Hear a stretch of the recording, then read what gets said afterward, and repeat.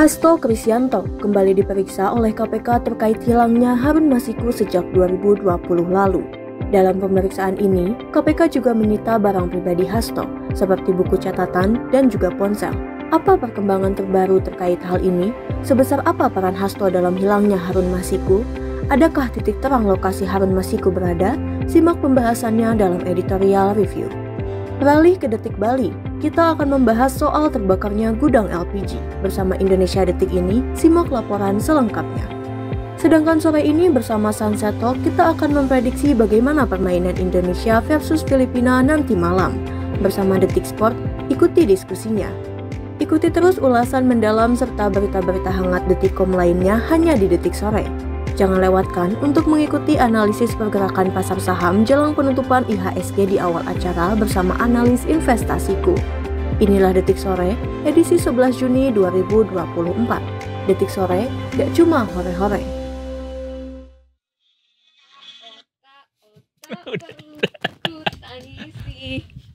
Aku ini anak yang nakal, berlari-lari kesana sini karena aku, sebab aku, karena aku Candy. Welcome to Detik Sore bersama Candy. Kok agak ngeri ya kalau sekarang disebutnya Hai Candy. Kayak Apa ngeri? Kayak Ada centil apa nih? gitu, kayak gimana? Emang kan Takut ada banget. centil. Ih, tahu nggak tadi soundtrack apa Detikers? Ada yang tahu nggak? Ada yang tahu nggak tadi disebut. Maya nyanyi lagu soundtrack apa? Yang tahu dikirimin GoPay 100.000. Sama Edo. Disebut lagi tuh brand. Sama Edo ya, bukan sama gue ya. Dikirimkan uang 100.000 ke e-wallet. Ih, lengkap begitu banget ke tepatnya. e-wallet. Tapi tadi itu tiba-tiba terlintas karena kemarin kan Edo abis nonton Konser anime. orkestra kan, Hmm. konser anime. Terus tiba-tiba teringat lah katanya ngelihat pita aku ini teringat sama satu tokoh. Bibilung. Bukan Candy. Candy. Si Candy ini itu adalah soundtrack dari kartun Candy. Ya ampun. Siapanya Candy Crush? Beda ya, sayang. Beda ya. Tapi Candy itu 80-an loh. Ya tapi kan pokoknya pas gue SD tuh ada Iya, ada, gitu iya benar-benar. animasinya. Dia komik dulu kan? Iya komik Komik. dulu. Kalau komiknya gue pernah ngeliat, tapi kalau filmnya gue belum pernah. Karena mungkin ceritanya tuh cewek banget gitu ya. Jadi mungkin Edo kan nontonnya kayak nonton Yu-Gi-Oh! bacanya Kapten Tsubasa ya Oh iya, gitu betul. kan. Pose nggak dulu, sih? Mai. Oh iya, Pose. foto dulu. Lari. Oke. Terbang. Apa kabar Detikers? Aduh. Hari Selasa sudah menyediakan waktunya untuk Anda lewat dari setengah hari. Gimana? Sudah berlangsung dengan cukup meyakinkan hari Selasanya Detikers? Waduh. Karena kalau dilihat-lihat nih, Mm-mm. rekan sebelah saya hari Selasanya seperti cukup meyakinkan hari ini. Cie. Karena Apa datang- yang menyebabkan? Karena datang dengan sumringah, datang dengan proyek, kayak aduh, produktif sekali ya hari Oh ini iya ya. dong, harus produktif Iya. ya. Dan kita sepertinya mungkin paling enggak gue gitu ya Do, yang merasa kalau teori yang dibilang sama orang-orang di bulan Mei itu kok berjalan lambat, bulan Juni itu emang berasa cepet banget ya. Ini aja Iya. udah tanggal 11 kan. Iya, betul. Tapi bulan Mei kemarin tuh emang kayak kok ada apa bulan Mei itu kok rasanya lama. Lama banget. Padahal tanggal 31 tuh juga punya, bulan-bulan sebelumnya tuh punya tanggal 31 juga. Ada juga, kira-kira ada analisis tertentu. Sepertinya karena Seninnya ada lebih dari 4 kali. Oh, karena Jadi kemarin rasanya lama gitu. kemarin kan banyak bulan Mei kemarin kan banyak long weekend Libur juga, padahal ya kan, iya. Heeh. Mungkin Bulan karena ini kebanyakan juga libur sih. kali Detikers. Bulan minggu depan juga kita kan Lebaran Idul Adha ya. Minggu depan. Iya, minggu depan Iya. tanggal 17 kan. Betul, 17, 18-nya Iya. cuti bersama. Ih, asik. Rencananya kemana nih Detikers Lebaran? Apakah mudik ataukah mungkin di Jakarta aja? Nggak kemana-mana. Oh, mudik ya. Semoga mudiknya lancar ya. Tim Edo, liburan mana suaranya tim liburan? baru gue mau tanya, Edo kemana? Liburan dong, Yeay. liburan. Mana ada- Akhirnya seorang Edo pergi liburan. Yes, it's iya ya, ini liburan pertama gue tahun ini. Oh iya, tahun ini baru pertama kali liburan lagi. Liburan yang jauh ya, maksudnya Ya, yang oke, ngambil oke, waktu oke. panjang. Kalau Hmm. yang long weekend weekendnya sih ya kita usahakan libur itu ada terus ya. Rencananya kemana, Dok? Ada live report kemana kalau boleh tahu? Live report bisa-bisanya lo langsung bilang live Mau report. kemana Nggak ada sih? ya. Mau kemana? Ada suatu tempat masih di Indonesia, masih di Jawa, tapi tempatnya tuh udah lama jadi wishlistnya gua. Sebenarnya kemana aja tuh bukan jadi suatu masalah sih, Dok. Yang penting Sama siapa? all by myself. Gak mungkin sendirian liburan. Gue lebih percaya kalau Special edition gue Nggak usah banyak, nggak usah tiba-tiba kreatif kalian yang ada di ruangan sana ya.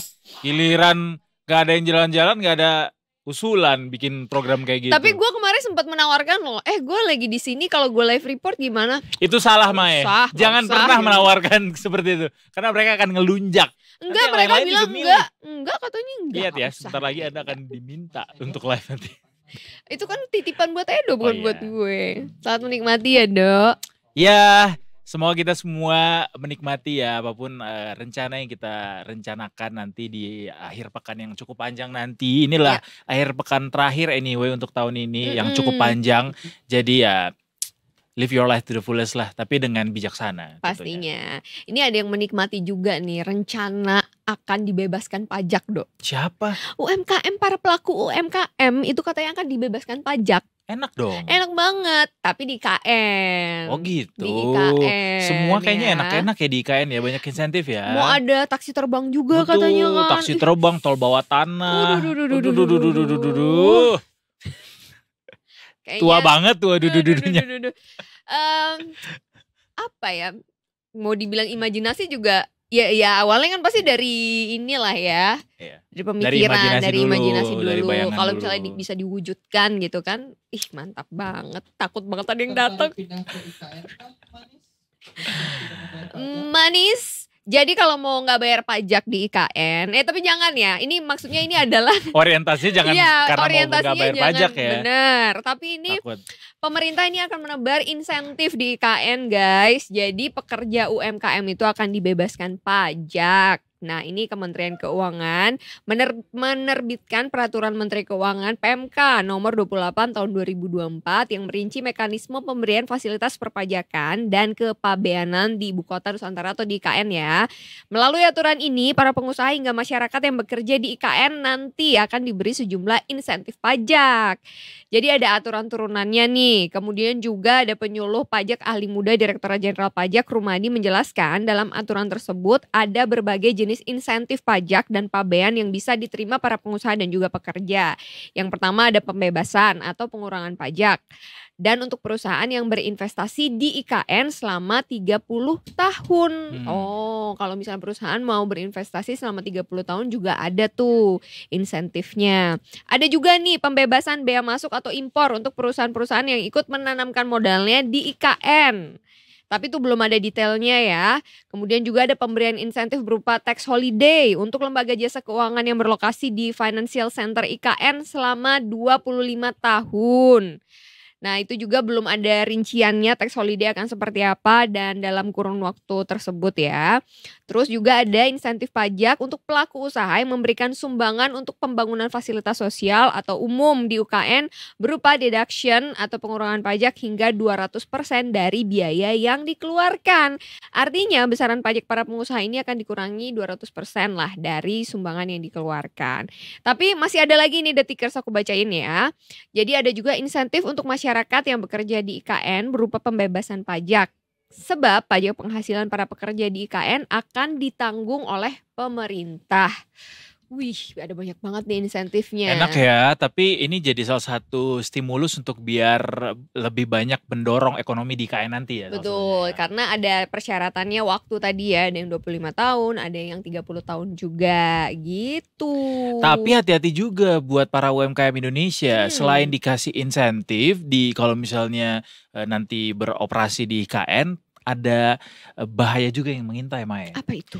Bahayanya datang dari luar negeri kali ini. Karena kata Pak Menteri Koperasi dan UKM, Pak Teten Mas Duki, itu katanya ada aplikasi digital asal luar negeri yang bisa mengancam keberlangsungan hidup UKM atau UMKM Indonesia. Mhm. Dampaknya katanya itu bahkan lebih dahsyat dan lebih inbox daripada TikTok Shop. Apa itu? Apa itu? Apa itu? Coba kita lihat. Jadi katanya ini ada satu aplikasi digital yang bisa melakukan perdagangan cross border yang mengancam UMKM Indonesia. Katanya dampaknya dari aplikasi ini lebih parah dari TikTok Shop yang beberapa waktu lalu juga sempat ditutup sama pemerintah, kemudian diperbaiki lagi operasionalnya, dan ini katanya aplikasi ini bisa menghubungkan langsung produk-produk dari pabrik langsung ke konsumen atau langsung ke pembeli.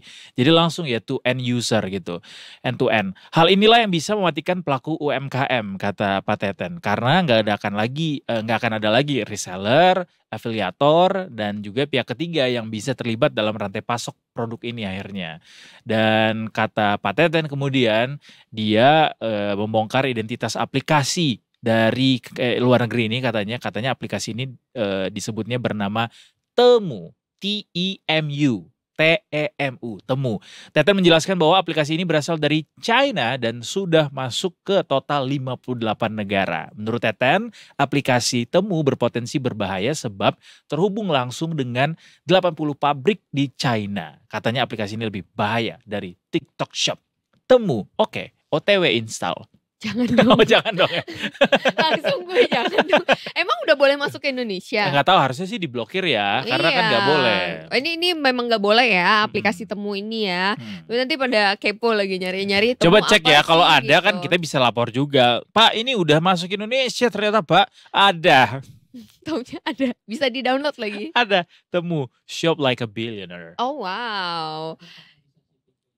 I don't know, Ini TikTok ini katanya Shop up to 90% off free shipping. Wah, sangat menggoda. 90% free shipping. Kalau di TikTok Shop tuh aku pernah belanja ya Do ya.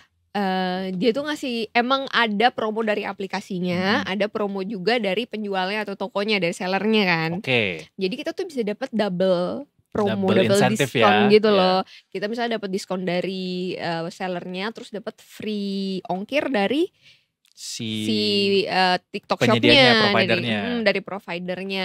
Itu bahkan barang-barangnya dari China atau dari manapun lah ya, Ya. mostly kayaknya dari China ya itu bisa langsung kita beli free ongkir. Kamu bayangin? Itu kapan? Eh, Zaman dulu kali tuh sebelum ada aturan gak boleh langsung ya, beli cross border itu. Jadi Ya, waktu itu yang sebelum aturan ya, itu ya. dengan adanya kayak gitu aja kan akhirnya Ya. dikeluarkan aturan baru sehingga sekarang ini sudah harus Gak beli cross border. ya harus dibeli sama harus ada reseller, afiliator Yes. dan lain-lain. Nah, kalau misalnya ini masuk kejadian lagi kayak gitu, Mm-mm. kemungkinan besar juga protes itu datang dari para reseller dan juga afiliator, karena sekarang kan banyak banget nih orang-orang yang dapat penghasilan sebagai afiliator. Jadi dia bikin Betul. review dan segala macam, cuman ngasih link aja itu bisa orang yang berbelanja, bahkan nggak cuman belanja orang yang ngebuka link itu browsing aja Dapat persenan. dapat persenan. Enak juga jadi afiliator ya.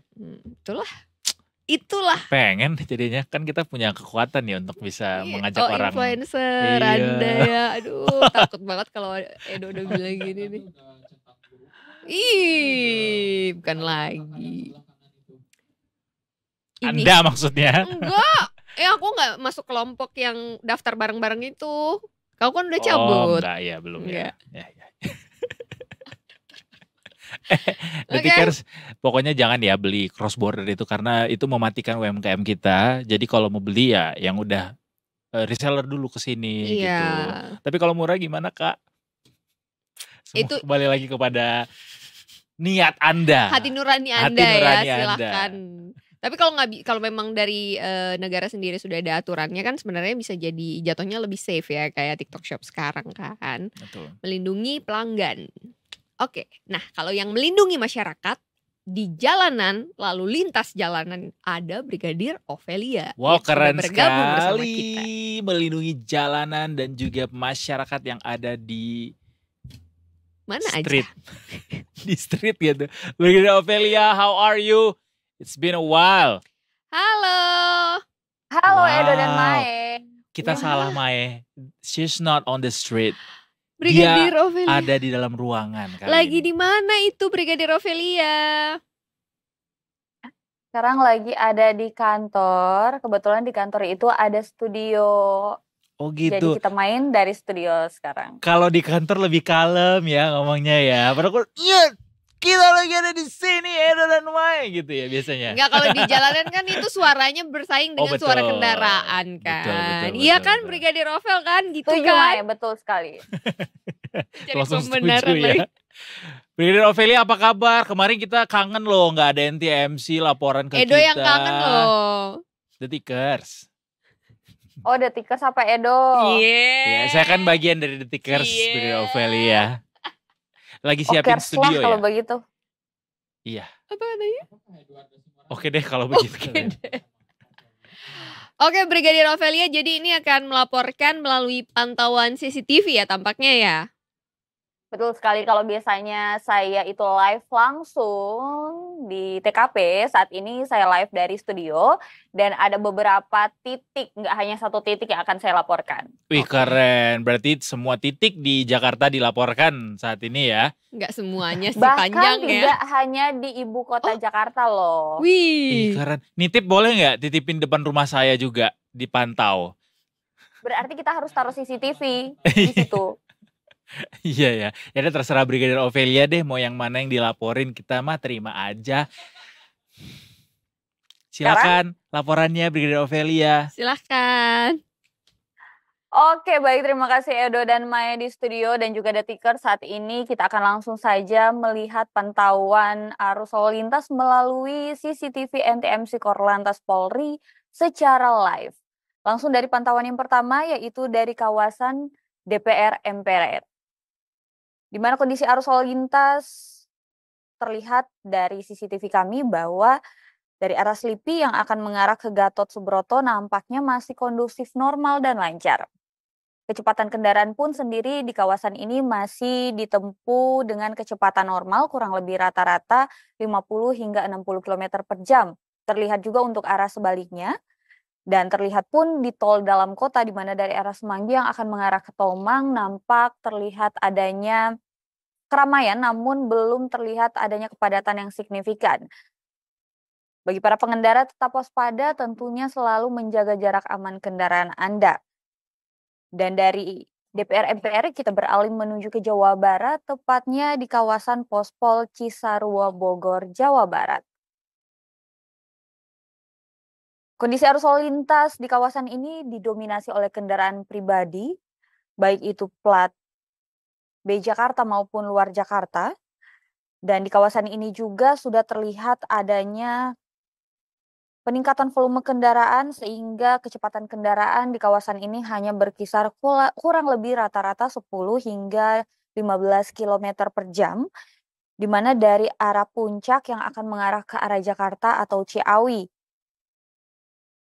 Dan untuk arah sebaliknya terlihat masih kondusif normal dengan kecepatan kendaraan dapat juga ditempuh dengan kecepatan normal kurang lebih rata-rata 30 hingga 45 km per jam.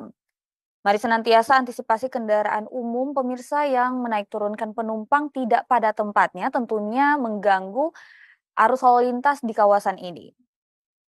Dan aktivitas pasar yang berada di kawasan ini juga serta kami informasikan untuk tutup buka jalan bersifat situasional. Masih di Jawa Barat, namun saat ini kita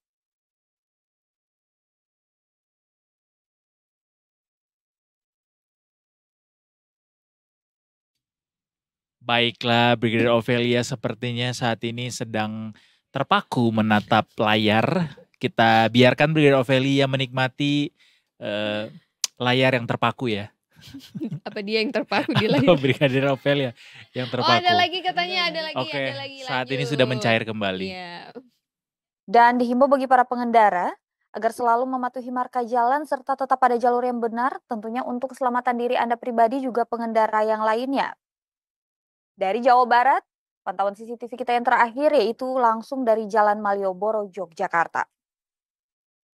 Arus lalu lintas terlihat ramai dan lancar dari arah Jalan Abu Bakar Ali yang akan mengarah ke Keraton Jogja maupun ke Pasar Kembang dengan kecepatan kendaraan masih bisa ditempuh dengan kecepatan 40 km per jam.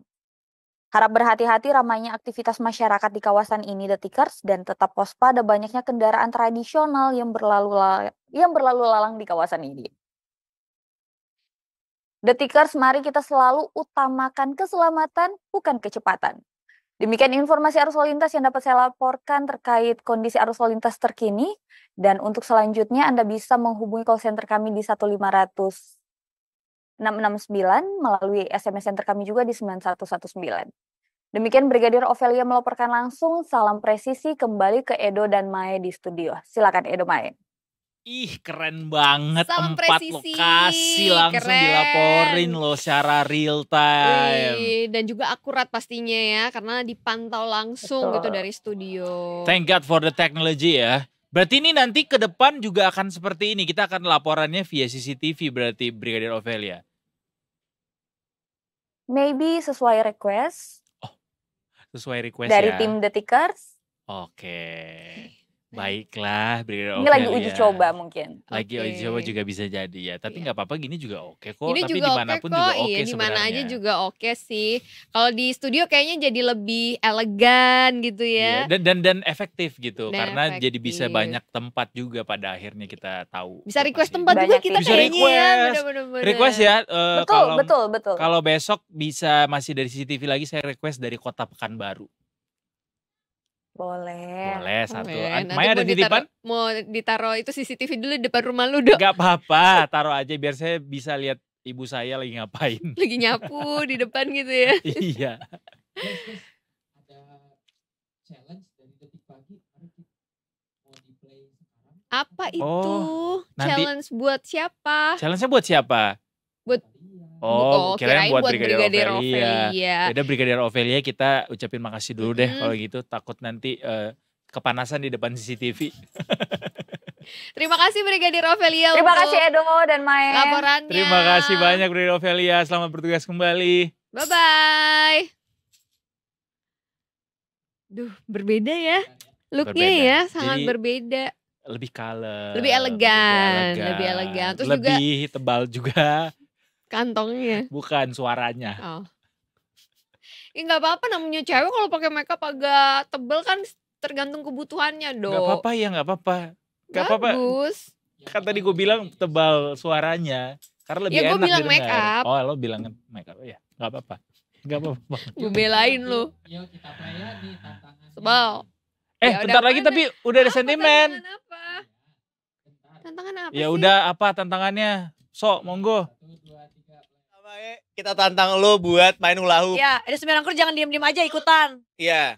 Edo Seperangkir, kita tantangin lo buat joget trio macan. Oh iya benar. Tio Macan 2000. Yang akhirnya naik satu ke kursi, satu lagi gitu.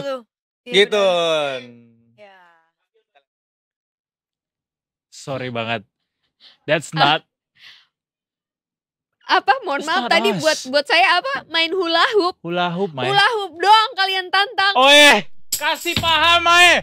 Kasih paham. Dia belum tahu goyangan pinggul gue ya kalau main hula hoop ya. Kasih paham. Apa tadi trio macan? Wah, macan doang. Trio naga gue bikin. Tunjukin dong kalau lo bisa sekarang, kalau gue nggak bisa. Kalau gue butuh hula hoopnya mana, kagak ada. Sekarang lu tinggal naik, gue kecrekin. Kan Sini. hula hoopnya bisa imajinasi, Gak Mae. bisa, cepet kecrekin. Ini hula hoopnya pakai ini nih. Kagak bisa. Ayo cepet, naik ke atas. Kan gak harus sekarang ditunaikan. Ini mau penutupan lo YSG. Gak apa-apa. Balas. Gak ada. Lagunya Trio Macan apa juga, gue cari dulu lagunya. Apa Nanti sih ya, judul lagunya Trio Nanti ya, Macan? soalnya bentar lagi penutupan. Ntar lagi. Nanti Nih, kita nih, akan nih, kasih balasan challenge dan juga kita akan terima challenge-nya. Maya akan goyang hula hoop di atas gedung Trans TV. Dilihat nanti dari bawah. Ya, sebentar lagi Detikers, tapi kita mau ke market review dulu karena kita udah nyiapin sentimen-sentimen dan kita akan bertemu sesaat lagi dengan teman kita dari Ya udah deh. Investasiku. Boleh deh. Ini dia sentimennya.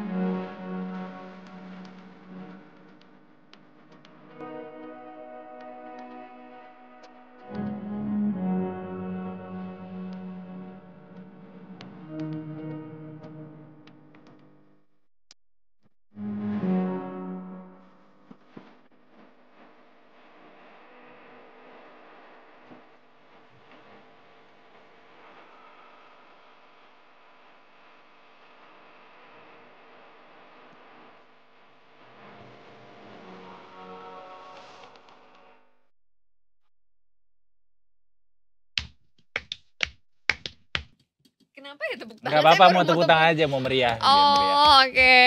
Welcome back to Detik Sore. Gak cuma hore-hore. Nanti ya challenge-nya akan kita terima dan kita akan berikan challenge balik. Guys, kalau kalian mau kasih challenge, kalian sama propsnya cari hula hoop di mana? Iya dong, Cari sediain. baju macan di mana? Enggak. Kalau itu Baju enggak. macan. Kenapa harus pakai Iya lah legging namanya. macan? Iya dong, gue gak bilang legging ya. Gue gak bilang legging, gue bilang baju ya. Lu minta Gue mau legging. ngubur diri gue sendiri ya. Oh Aryo, Edo minta legging macan. Tolong. Ya, tolong banget nih. Enggak. Gue enggak. Gimana sih? Apa? Menyaingi Opa Nazar nanti kalau sampai gue Ih, dia ini king loh. Jadi iya. King Nasar, kamu siapa tahu bisa jadi King Edo gitu kan.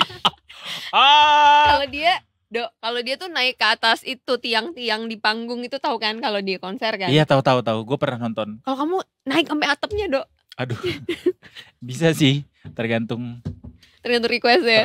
request Ih. dan bayarannya. Ih, takut banget, astaga. Tuhan, gak kebayang. Jangan ya, Dok, tolong. Jangan. Udah cukup, biar itu Opa Nazar aja yang melakukan itu. Nasar. Nazar apa Nasar sih? Oke, sorry King Nasar. Bukan Nazar. Nazar itu kalau kamu bernazar Oke. tuh. I'm so sorry King Nazar and your fans. Nasar. Can we back to our focus, ya kan? S. King Nasar. S. Ya. IHSG. Hari ini ditutup di level 6.855 atau turun 65 poin atau 0,95%. Nyaris 1%. Langsung Oke. saja kita tanyakan ke kuncinya, the one and only, Mbak Sheryl Tanuwijaya, yang akan kita tanya kenapa IHSG hari ini turun cukup dalam. Mbak Sheryl, the stage is Silahkan, yours. Mbak Sheryl. Oke, jadi kita lihat ke bursa regional Asia dulu ya teman-teman. Sebenarnya nggak cuma IHSG nih yang hampir turun 1%. Kalau kita intip ke tetangga, indeks Hong Kong ini juga melemah setelah libur festival Perahu Naga. Shanghai ini juga melemah. China ini melemahnya 0,76%. Hong Kong tadi melemahnya 1,04%. Nikkei masih tersisa menguat tipis, tapi kalau kita lihat secara keseluruhan, bursa regional Asia di sore hari ini memang ikutan mendung seperti cuaca di Gedung Trans hari ini. Oke, IHSG Ketawa dong, Mbak Sheryl lagi itu tuh. Itu gak lucu tau, Enggak, emang nggak beneran lucu. mendung. Karena fakta. Oh, ya fakta Iya. ya. Yang paling nggak kita nanggepin gitu, Dok. Au. Dia kan ketawa. Mbak Sheryl lucu. Terus lanjut, Mbak. Oke. Nah, lalu kalau dari IHSG-nya, kenapa hari ini koreksi? Kita lihat memang sentimennya masih wait and see kalau dari global. Di esok hari ini ada rilis data inflasi dari China, dari Amerika yang sangat dinantikan sama pelaku pasar. Tapi kalau dari domestik, hari ini memang ada rilis data yang lumayan mengejutkan pelaku pasar ya. Ini tadi pagi ada rilis data penjualan retail sales periode Mei turun nih 2,7% secara year on year. Nah, menyambung dari survei konsumen Bank Indonesia di hari kemarin terkait soal IKK, memang di satu sisi IKK-nya masih positif, masih ekspansif, tapi ekspektasi masyarakat akan dunia usaha dan pendapatan mereka itu mulai turun di 6 bulan ke depan kayak gitu. Jadi mulai nampak tanda-tanda penurunan konsumsi. Apalagi ini data penjualan mobil nasional juga turun bahkan sampai 2 digit. Kalau menurut data Gaikindo, penjualan mobil tahunan ini turun sampai 21%. Untuk wholesale-nya secara year on year, kalau untuk retailnya ini turun 14% year on year periode Mei. Nah, kalau kita lihat yang menjadi pemberat IHSG di hari ini dari sektor, kalau kemarin-kemarin kita lihat sektor infrastruktur ya. Tapi hari ini ceritanya sangat berbeda. Yang menjadi pemberat bagi IHSG di hari ini adalah sektor industri yang melemah 2,16%. Seperti itu. Industri paling dalam berarti pelemahannya. Ada yang berhasil hijau nggak, Mbak, di tengah pelemahan di IHSG hari ini? Ada yang penasaran? Kalau Ada infrastruktur dong. kemarin ditekan sama saham brand. Kalau infrastruktur kira-kira saham apa yang menjadi pemberat? Brand juga. Oh, maksudnya pemberatnya atau Iya. penopangnya? Pemberatnya. Oh, pemberatnya nggak tahu. Pemberatnya dari pelemahan harga saham Astra ya. Oke. Ini nyambung sama penjualan mobil, data penjualan mobil yang turun. Ya Dari kita Gekindo tahu tadi. Astra ini kan emiten otomotif ya, karena kurang lebih sepertiganya pendapatan bersih Astra ini didominasi sama dikontribusikan dari penjualan mobil kendaraan. Seperti itu. ASI hari ini kita lihat turunnya 3,1%, lumayan signifikan. Ada sentimen apa Mbak yang mempengaruhi ini? Oke, sentimennya itu rilis data penjualan mobil yang lanjut turun nih untuk periode bulan Mei. Karena untuk periode April udah turun, bulan Mei masih lanjut turun lagi, belum terlihat tanda-tanda rebound. Lalu kalau dari kinerja, memang kalau dilihat dari data Gaikindo, brand-brand yang mencatatkan penurunan yang signifikan, ini brandnya yang masuk pada Astra gitu ya, kayak Toyota, Daihatsu, brand-brand yang mengalami penjualan signifikan yang turunnya dalam banget gitu di antara penjualan mobil nasional. Seperti itu. Tapi baru kali ini ya saham Astra bisa anjlok sejauh ini. Kalau kita lihat harga Astra saat ini setara dengan harga Astra kurang lebih di tahun 2020, 4 tahun yang lalu gitu. Karena biasa kan saham itu kan cenderung meningkat harganya dari tahun ke tahun. Apalagi Astra ini salah satu saham blue chip yang royal membagikan dividen. Oh iya. Tapi ya makanya ini terlihat agak Mengkhawatirkan ya. membuat market khawatir. Bagaimana saham blue chip yang rutin bagi dividen tapi dia bisa kembali harganya ke 4 tahun yang lalu gitu. Harga saat kurang lebih recovery setelah pandemi gitu tahun 2020. Tapi seperti kata Mbak Sheryl, kalau misalnya lihat sesuatu yang merah itu justru jadi peluang buat kita serok lebih dalam. Untuk diserok. Iya. Ya juga sih, bener sih Mbak. Udah nyerok Karena harganya lagi murah sekali Ih, seperti bener 4 tahun banget. yang lalu. Tau gak gue terpikir apa? Apa? Apakah ini ada relate-nya gitu dengan kinerja dari motor-motor Honda di MotoGP juga kurang bagus, Dok. Oh, performanya, Iya, pabrikannya. pabrikannya Iya kurang. sih. Termasuk juga sebelahnya juga kurang. Itu yang punya Quartararo. Apa? Yang pabrikannya Quartararo Oh, juga kurang. Ini juga di sini juga, di saham juga. kurang Mereka juga. nggak ada sih di sini. Oh nggak ada. Mbak Sheryl langsung gini, apa ini? Gue mau Ini ditanya apa ini? Quartararo apa segala Apa macam. ini? Kurang. Apa? Iya, sesama Jepang ya. Iya betul. Mungkin ya, gue terpikirnya itu mungkin gitu. Mungkin bisa jadi, tapi itu kan tidak dijual ya. Itu kan performa teknikal mereka kan. Kalau ini Iya. performa penjualan berkaitannya. Ini kita jelek banget ya posisinya ya. Iya ya, gitu ya. Harusnya gimana kita? Oh, harusnya gitu. Gimana sih? Lo mundur gue maju gitu. Ini udah kayak naik angkot sih emang posisinya nih. Asli. Mohon maaf nih ya, Detikers buat yang nonton jadi nggak ngelihat kita gini karena kameranya di pinggir bukan di tengah-tengah kita gitu. Maaf ya. Ya udah. Sorry banget nih Detikers ya, kalau misalnya ada yang terhalangi memang suka kadang-kadang tuh ada hambatan di depan tuh biasa lah. Iya. But anyway, kita mau sapa dulu, ada teman kita yang lagi dengerin nih namanya Iswahyudi. Itu katanya, masa saham doang yang dibahas gitu. Pengen bahas apa sih Bang? Hai Bang.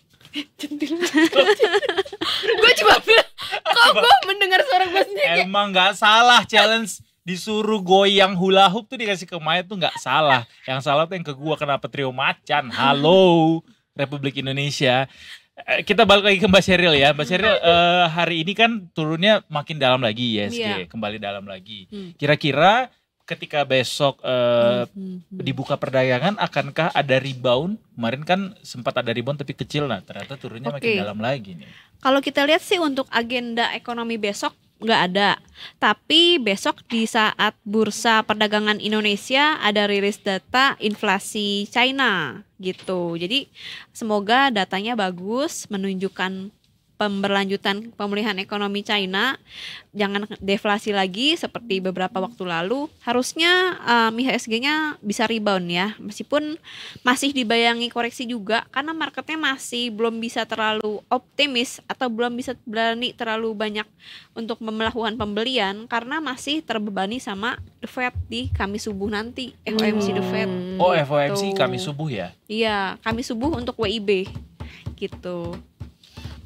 Ternyata kalau pemilu itu tidak cuman pengaruhnya ke, maksudnya emang pasti berpengaruh gitu kan ya. Tapi ini kalau dilihat juga nih pemilu Prancis itu juga jadi salah satu sentimen ya Mbak ya. Jadi faktor ketidakpastian dengan isu-isu politik gitu di Eropa ya Mbak Sheryl ya. Iya, begitu. Tapi kalau untuk secara overall selain dari pemilu, tapi sentimen yang lebih dominan di bursa saham global itu dari si The Fed sih. Semua masih dari The Fed ya. Iya, semua Berpusat masih di situ ya. pada si The Fed, kebijakannya seperti apa. Apa nih yang kira-kira mau dikomentarin? Apalagi sebelumnya sempat rilis data inflasi, lalu data tenaga kerja yang ternyata variatif, itu membuat market semakin wait and see, semakin penasaran sama apa sih tanggapan The Fed terhadap data yang unik ini, kayak gitu. Oh, ini hitungannya cukup unik ya Karena biasanya datanya itu misalnya data tenaga kerja, data tenaga kerjanya itu biasanya sejalan, kompak, antara bagus atau atau jelek gitu. Kalau ini datanya campur-campur gitu. Jadi kalau secara rule of thumb biasanya jangka menengah panjang baru mereka akan cenderung sejalan, seirama antara bagus-bagus atau jelek-jelek. Kalau ini acak seperti itu. Jadi belum bisa disimpulkan. Berarti makin dekat ke rapat FOMC nanti, market kelihatannya akan semakin galau ya. Artinya akan ada ruang penurunan yang lebih dalam lagi nih. Kalau untuk penurunan sih kita lihat rasanya nggak ada ya, kecuali data dari China atau ada komentar yang kurang bagus dari perang di Timur Tengah yang itu tidak bisa diprediksi ya. Kalau kita lihat sih tandanya kalau misalnya mau rebound mungkin nggak akan terlalu signifikan reboundnya sebelum sampai FOMC besok gitu harusnya. Setelah FOMC dilanjutkan dengan long weekend ya Mbak Sheryl ya. Masih ada hari Jumat. Masih ada hari Jumat, tapi hari Jumat akan cukup berpengaruh juga kah untuk penguatan IHSG nanti? Oke, biasanya tergantung nih komentar Masalah dari FOMC-nya Opa Jerome seperti apa gitu. Biasanya kalau terlalu signifikan antara bagus banget ataupun pesimis banget, ya biasanya masih akan lanjut tuh sentimennya setidaknya sampai penutupan minggu ini gitu. Dengan kondisi demikian, kira-kira nih buat orang yang berinvestasi di pasar modal, apakah tahan dulu atau justru main aman dengan jual semua yang saat ini sedang bagus gitu ininya angkanya, Mbak Sheryl? Oke, tapi sebenarnya ini balik lagi ya ke tujuan investasinya teman-teman. Kalau untuk investor itu kan time horizonnya panjang, bisa 5 tahun, bahkan bisa juga dipakai untuk persiapan pensiun atau untuk tujuan tertentu, untuk menikah, untuk punya anak, untuk menyekolahkan anak dan segala macam. Jadi nggak pernah ada kata jual, selalu di hold kalau untuk investor. Tapi kalau untuk trader, sekiranya target harganya sudah tercapai ya silakan bisa dijual atau bisa dialihkan ke saham-saham yang sekiranya secara valuasi mungkin lagi murah, lalu atau lagi pas nih momentum penguatannya gitu. Berarti kalau tadi ada yang lagi murah, misalnya kita beli nih Mbak yang lagi murah, tapi kalau dilihat dari kayak tadi nih contohnya saham Astra nih kayak Mbak Sheryl bilang dalam 4 tahun ini kan sahamnya nggak naik-naik, masih stagnan di harga itu ya. Ini penurunan terendah dalam 4 tahun ini. Sebenarnya kalau Astra ini kondisinya agak berbeda ya, bukan berarti di datar gitu, enggak.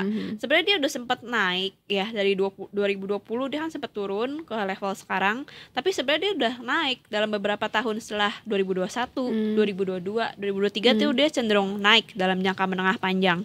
Tapi memang memasuki akhir-akhir tahun 2023 sampai saat ini trennya itu dalam tren minor cenderung turun. Dalam tren minor, berarti tren minor itu tidak terlalu berpengaruh lah ya itu ininya. Tren jangka pendek maksudnya. Iya. Kosakata baru tren minor adalah tren jangka pendek. Kurang dari 6 bulan biasanya. Bukan dari besar pengaruhnya bukan Betul. ya. Oke, jangka pendek. Ingat ya detikers ya. Tren minor dalam pasar modal berarti tren yang dalam jangka pendek. Iya, Betul. dalam jangka pendek. Periode Itu waktu. Karena Marketpedia kita hari ini. itu Marketpedia kita hari ini. Karena kalau tadi Edo bilang, oh ini adalah kesempatan kita untuk serok nih yang lagi turun-turun gitu. Tapi kalau misalnya ketika kita beli yang lagi drop, the possibility dia akan naik lagi harganya kan itu akan tergantung dari sentimen-sentimen yang kedepannya juga kan Mbak. Betul, biasanya sih hanya sesaat aja ya untuk merespon data-data yang kurang mendukung industrinya. Oh dan kayak juga kan dia masuknya gitu. dalam blue chip ya, dalam saham Betul. blue chip ya. Jadi Mm-mm. seharusnya aman ya kalau yang ini ya Mbak Sheryl. Betul, setidaknya meskipun secara harga turun, tapi kan dapat dividen. Biasanya kalau secara historikal dalam 5 tahun terakhir, Astra itu membagikan dividen atau pembagian keuntungannya yang didapatkan perusahaan itu setahun 2 kali loh.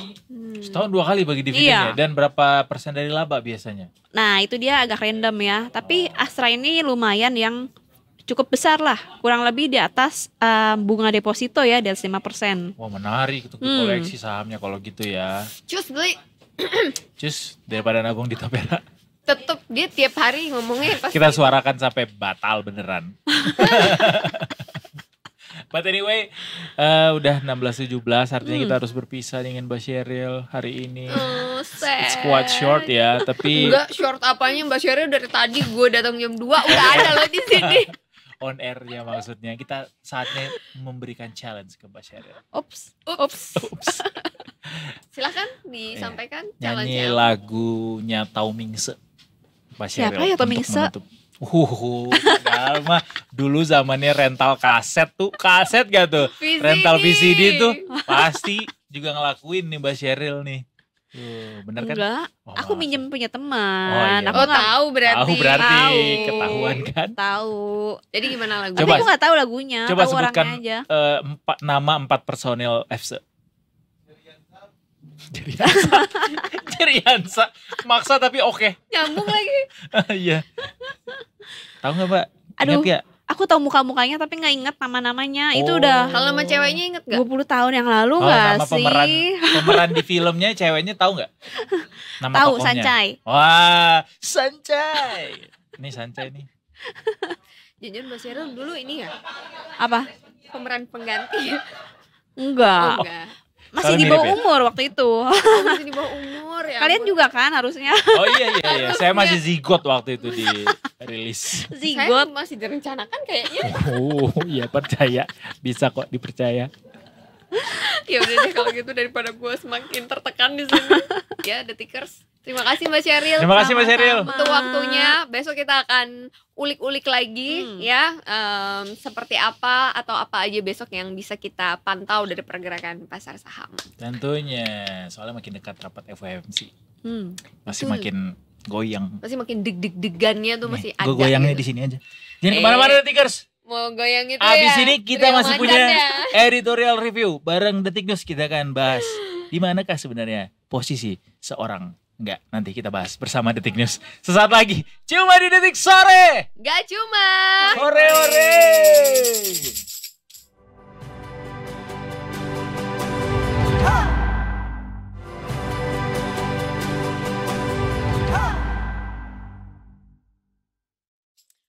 Oke, kita balik lagi di Detik Sore. Gak cuma ore. Hari ini kita pakai Yeay. tepuk tangan aja ya, nggak usah pakai kecerakan. Udah dari tadi. Oh, dari tadi udah pakai kecerakan ya. Ya udah, untuk yang saat ini kita pakai tepuk tangan aja karena kita mau kasih tepuk tangan buat para penyidik KPK yang saat ini masih menelusuri kasus ini karena kasusnya ini bangkit kembali. Jadi perhatian kita bersama soal bagaimana seorang Hasto yang saat ini diperiksa sama KPK ada hubungannya sama kasus seorang Harun Masiku. Yang Untuk- masih DPO sampai saat Masih ini. DPO sampai sekarang. Kita juga nggak tahu sekarang keberadaannya di mana. Kita tanya sama narasumber kita hari ini yang sudah hadir, Redval dari Detik News. Selamat sore. Selamat sore Mas Fajar. Ayo kita hore-hore. Ayo kita hore-hore. Gak cuma hore-hore. Udah dengan catatannya, Wih. coba kasih tunjuk ke kamera Mas catatannya Mas. Sebenarnya aku susah nih baca tulisan gue sendiri.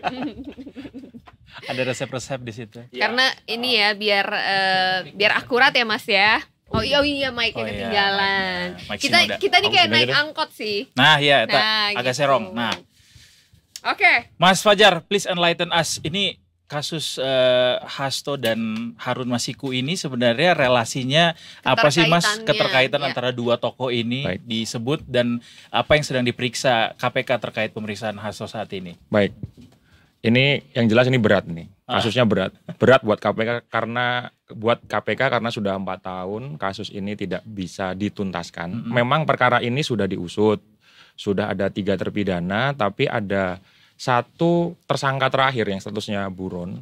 Terakhir per saat ini ya, kita nggak tahu nantinya ada tersangka baru atau enggak, yaitu si Harun Masiku itu yang statusnya buron, yang belum juga ditangkap sampai saat ini. Nah, yang jelas ini perlu di-clearkan dulu karena thumbnail dari acara ini cukup ngeri-ngeri sedap. Saya pas lagi duduk di meja, Lakonnya ya? Ya, lakon kalau di KBBI diartikan peran dapat dijelaskan dulu nih secara terang benderang bahwa Harun Masiku itu tersangka, belum ketangkap, dinyatakan didaftarkan sebagai buron. Nah, nama yang lain tadi, satu lagi Mas Hasto Kristianto itu Sekjen PDIP statusnya saksi. Itu ada 2 beda status hukum seperti itu. Nah, kenapa akhir-akhir ini rame? Karena dalam 1 minggu atau 2 minggu ini ya, KPK secara resmi menyatakan mendapatkan informasi baru mengenai perkembangan kasus yang secara resmi itu disebut sebagai kasus dugaan suap terhadap anggota KPU Wahyu Setiawan. Seperti itu. Nah, informasi barunya seperti apa? Ya namanya penegak hukum kalau memberikan pernyataan kan pasti ya ngirit-ngirit gitu ya. Atas nama tidak mengganggu penyidikan lah segala macam. Normatif lah ya. Ada informasi baru seperti apa, belum terlalu clear. Yang jelas gara-gara informasi baru yang dinyatakan oleh KPK itu penyidik memanggil 3 nama. 3 nama orang, 2 orang pertama itu mahasiswa, 1 lagi pengacara kalau tidak salah, itu 2 orang itu kerabatnya dari Harun Masiku. 1 lagi Sekjen PDIP Hasto Kristianto yang kemarin ya dipanggil penyidik. Nah, yang kemarin bikin heboh juga itu adalah ketika pemanggilan itu ternyata Mas Hasto juga sudah hadir memenuhi panggilan. Kemudian ternyata di pemeriksaan itu belum sampai masuk ke pokok perkara. Baru di tengah pemeriksaan merujuk pada penjelasannya Mas Hasto maupun KPK ya, yang setidaknya ada 2 hal, ada berbagai versi, ada 2 versi, tapi yang ini nih satu paket sama lah. Di tengah pemeriksaan Mas Hasto merasa keberatan karena HP-nya disita oleh penyidik KPK. Ketika mau diperiksa? Iya, ketika mau diperiksa masuk ke pokok perkara. Jadi baru sepertinya pertanyaan-pertanyaan awal belum masuk ke kasus gitu, itu HP-nya disita. Tindakan itu lazim dilakukan ketika pemeriksaan? Nah, kalau dicek-cek itu, KPK kan memiliki kewenangan penyidikan ya, sebagaimana penegak hukum lain, sebagaimana kejaksaan, sebagaimana kepolisian, sesuai dengan KUHAP, di hukum acara itu diatur bahwa penyidik berwenang melakukan tindakan-tindakan paksa, salah satunya penyitaan, ya penyitaan, penggeledahan dan sebagainya seperti itu. Sorry Mas, HP ini disita untuk diperiksa juga kah atau memang hanya disita untuk kepentingan supaya pemeriksaannya berjalan lancar supaya mungkin nggak ngelihat HP dan lain sebagainya? Wah, menarik, pertanyaannya menarik. Ada juga ya model begitu ya, diperiksa biar nggak ngelihat HP, biar nggak fokus gitu, biar kayak saya diwawancara biar nggak gini-gini gitu ya. Mungkin. Who knows? Iya, who knows. Melihat respon dari tim hukum PDIP yang sampai melaporkan ke Dewas dan pra-peradilan, sepertinya tidak. Lebih ke disita, 2 HP itu disita untuk benar-benar untuk kepentingan penyidikan, untuk kepentingan artinya perkara. HP-nya juga diperiksa? HP-nya juga diperiksa. Isi HP-nya diperiksa? Seharusnya sih begitu, bukan cuma casingnya ya. Udah capek-capek menggunakan hukum acara. Nggak cuma sebatas supaya fokus dalam pemeriksaan gitu ya. Iya, betul. Sama ada juga ini kan protes, mungkin ini bukan protes ya, tapi pernyataan dari Pak Hasto yang menyatakan bahwa dia merasa kedinginan nih karena di tengah-tengah ditinggal selama 1,5 jam gitu. Begitu keluar kan dia bilang kedinginan bukan karena nih. nggak bawa jaket? Dia emang gak pakai jaket sih kayaknya. Iya, kalau dilihat sih cuma pakai kemeja lengan panjang batik gitu ya. Iya. Terus akhirnya KPK juga kan memberikan pernyataan juga kan, penjelasan juga mengenai bukan dibiarin kedinginan gitu. Nah, itu juga memang proses penyidikan emang ada pembacaan BAP oleh si yang diperiksa ini, kemudian memang begitukah prosesnya? Ya, sepanjang saya konteksnya kan ini sebagai anggota redaksi ya. Jadi sepanjang saya meliput dunia penyidikan sih memang begitu ya. Sering sekali saksi ketika ditanya menjawab lupa atau belum yakin ditinggal dulu. Saya nggak tahu ya konteks yang kemarin Mas Hasto seperti apa, tapi yang setahu saya yang dulu-dulu zaman saya liputan di persidangan atau di KPK pernah juga, itu juga gitu. Ketika saksi merasa lupa atau saksi merasa tidak yakin ditinggal dulu Sendirian. untuk mengingat-ingat, ya sendirian. Oh gitu. Biasanya kalau Oke. diperiksa penyidik tuh nggak boleh ditemani orang Gitu tua ya. gitu, nggak boleh, harus sendirian. Ditemani orang tua. Harus sendirian. Iya, iya, Agak iya. takut ya kalau Oke, sampai oke, ditemenin. oke. Kalau yang saat ini berarti apa lagi yang ingin digali dari Hasto terkait kasus yang dialamatkan ke Harun Masiku? Nah, sebenarnya apa yang dikonfirmasi ini masih misterius ya. Karena apa yang menjadi hal baru yang ditemukan penyidik seperti disampaikan juru bicara KPK itu kan belum clear. Yang jelas Mas Hasto ini pernah diperiksa pada April 2024 nih. Saya sebelum sini udah riset dulu nih. Jadi, Wih, keren. sudah diperiksa di persidangan, mohon maaf. Sudah diperiksa di persidangan. Iya. Jadi levelnya udah lebih lagi tuh, bukan diperiksa di penyidik lagi tapi di persidangan. depan hakim menjadi saksi untuk salah satu terdakwa di kasus ini. Iya. Ya intinya pada saat di persidangan sih ditanyakan tentang mengapa kala itu PDIP mengajukan Harun Masiku sebagai pengganti salah satu caleg yang akan di PAW di pergantian antar waktu seperti itu. Jadi persidangan Mas Hasto menyampaikan nggak ada kaitan antara PDIP mengajukan Harun Masiku dengan urusan suap menyuap yang uangnya masuk ke anggota KPU Wahyu Setiawan, mantan anggota KPU Wahyu Setiawan seperti itu. Itu. Catatannya apa yang penasaran? Iya lagi aku bener. dari tadi- Penasarannya apa? Penasaran Aku lagi. gini. Catatannya Kitab. apa aja sih, Mas? Kita Aku dari tadi redaksi. sebenarnya serius banget kan baca tulisanku ini susah banget nih ternyata ya. Ini buat Gini. Detik Sore ya, khusus Iya, buat iya, Detik iya, Sore iya. ngerangkumnya sedemikian rupa. Karena Gini. kayaknya tiap kita nanya terus ada Nah, nggak ya, di Soalnya catatan? kalau Mas Torik nggak pernah bawa catatan ke sini. Ya, itu Kayak- bedanya kalau Iya, iya. Kalau Mas Torik Torik slebeu kan dia. makomnya udah tinggi. Beda kalau saya baru belajar tadi nih gitu. Oke, Karena oke. memang kasusnya ya, Ya. udah di-mention sama Mas Fajar tadi di awal bahwa ini berat sekali karena sangat kompleks ya Mas ya. Iya, berat. Sangat Ya. kompleks sampai kita tuh sebenarnya mau bermuara pada pertanyaan. Jadi sebenarnya Harun Masiku tuh sekarang posisinya ada di mana? Nah. Masih hidup nggak sih? Ya. Nah, kalau soal itu kita berharap yang bersangkutan masih hidup. Heeh. Kalau saya jawab Untuk nggak membuka tahu, nggak kasusnya tahu ya. normatif. Iya. Kita harap masih hidup karena kasus ini benar-benar menjadi sandra nih. Iya. Satu, sandranya pimpinan KPK yang saat ini. Gara-gara kasus ini kan KPK selalu dianggap, bisa dicek di pemberitaan-pemberitaan, selalu dianggap hanya menjadi alat politik. Kasus ini dituduhkan kepada KPK hanya untuk digunakan sebagai alat menekan kubu politik tertentu seperti itu. Jika Harun Masiku benar-benar bisa ditangkap dan juga setelah ditangkap tentunya diinterogasi, bisa mengeluarkan pernyataan-pernyataan seperti itu, tentu ini kan menjadi kelegaan tersendiri buat pimpinan KPK.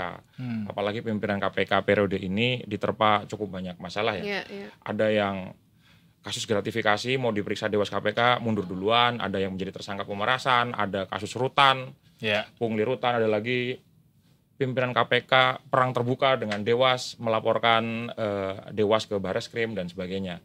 Kalau bisa menangkap Harun Masiku, kalau sikap dari kami sendiri ya, mendorong sepenuhnya agar Harun Masiku itu bisa ditangkap. Karena seluruh pihak tentunya pasti menjadi lega lah kalau Harun Masiku bisa ditangkap. Selama ini pihak yang selalu dikait-kaitkan, selalu terbebani dengan isu-isu Harun Masiku kan harusnya menjadi lega juga kalau Harun Masiku bisa ditangkap. Harusnya dia tidak terkait-kait lagi kalau memang tidak terkait. Seperti Kalau itu sih. memang tidak terkait. Iya.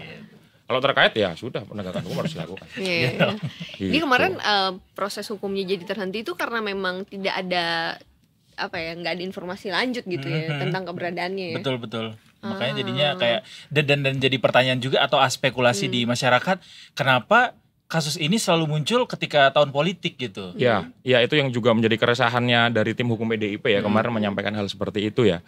Ya ini menjadi tantangannya KPK karena pada saat pertama kali kasus ini muncul Januari 2020 ya, itu sebelum Covid itu ya. Sebelum Covid ya. Itu juga sudah sangat kontroversial karena OTT KPK itu biasanya kan cenderung terkenal sangat rapi ya.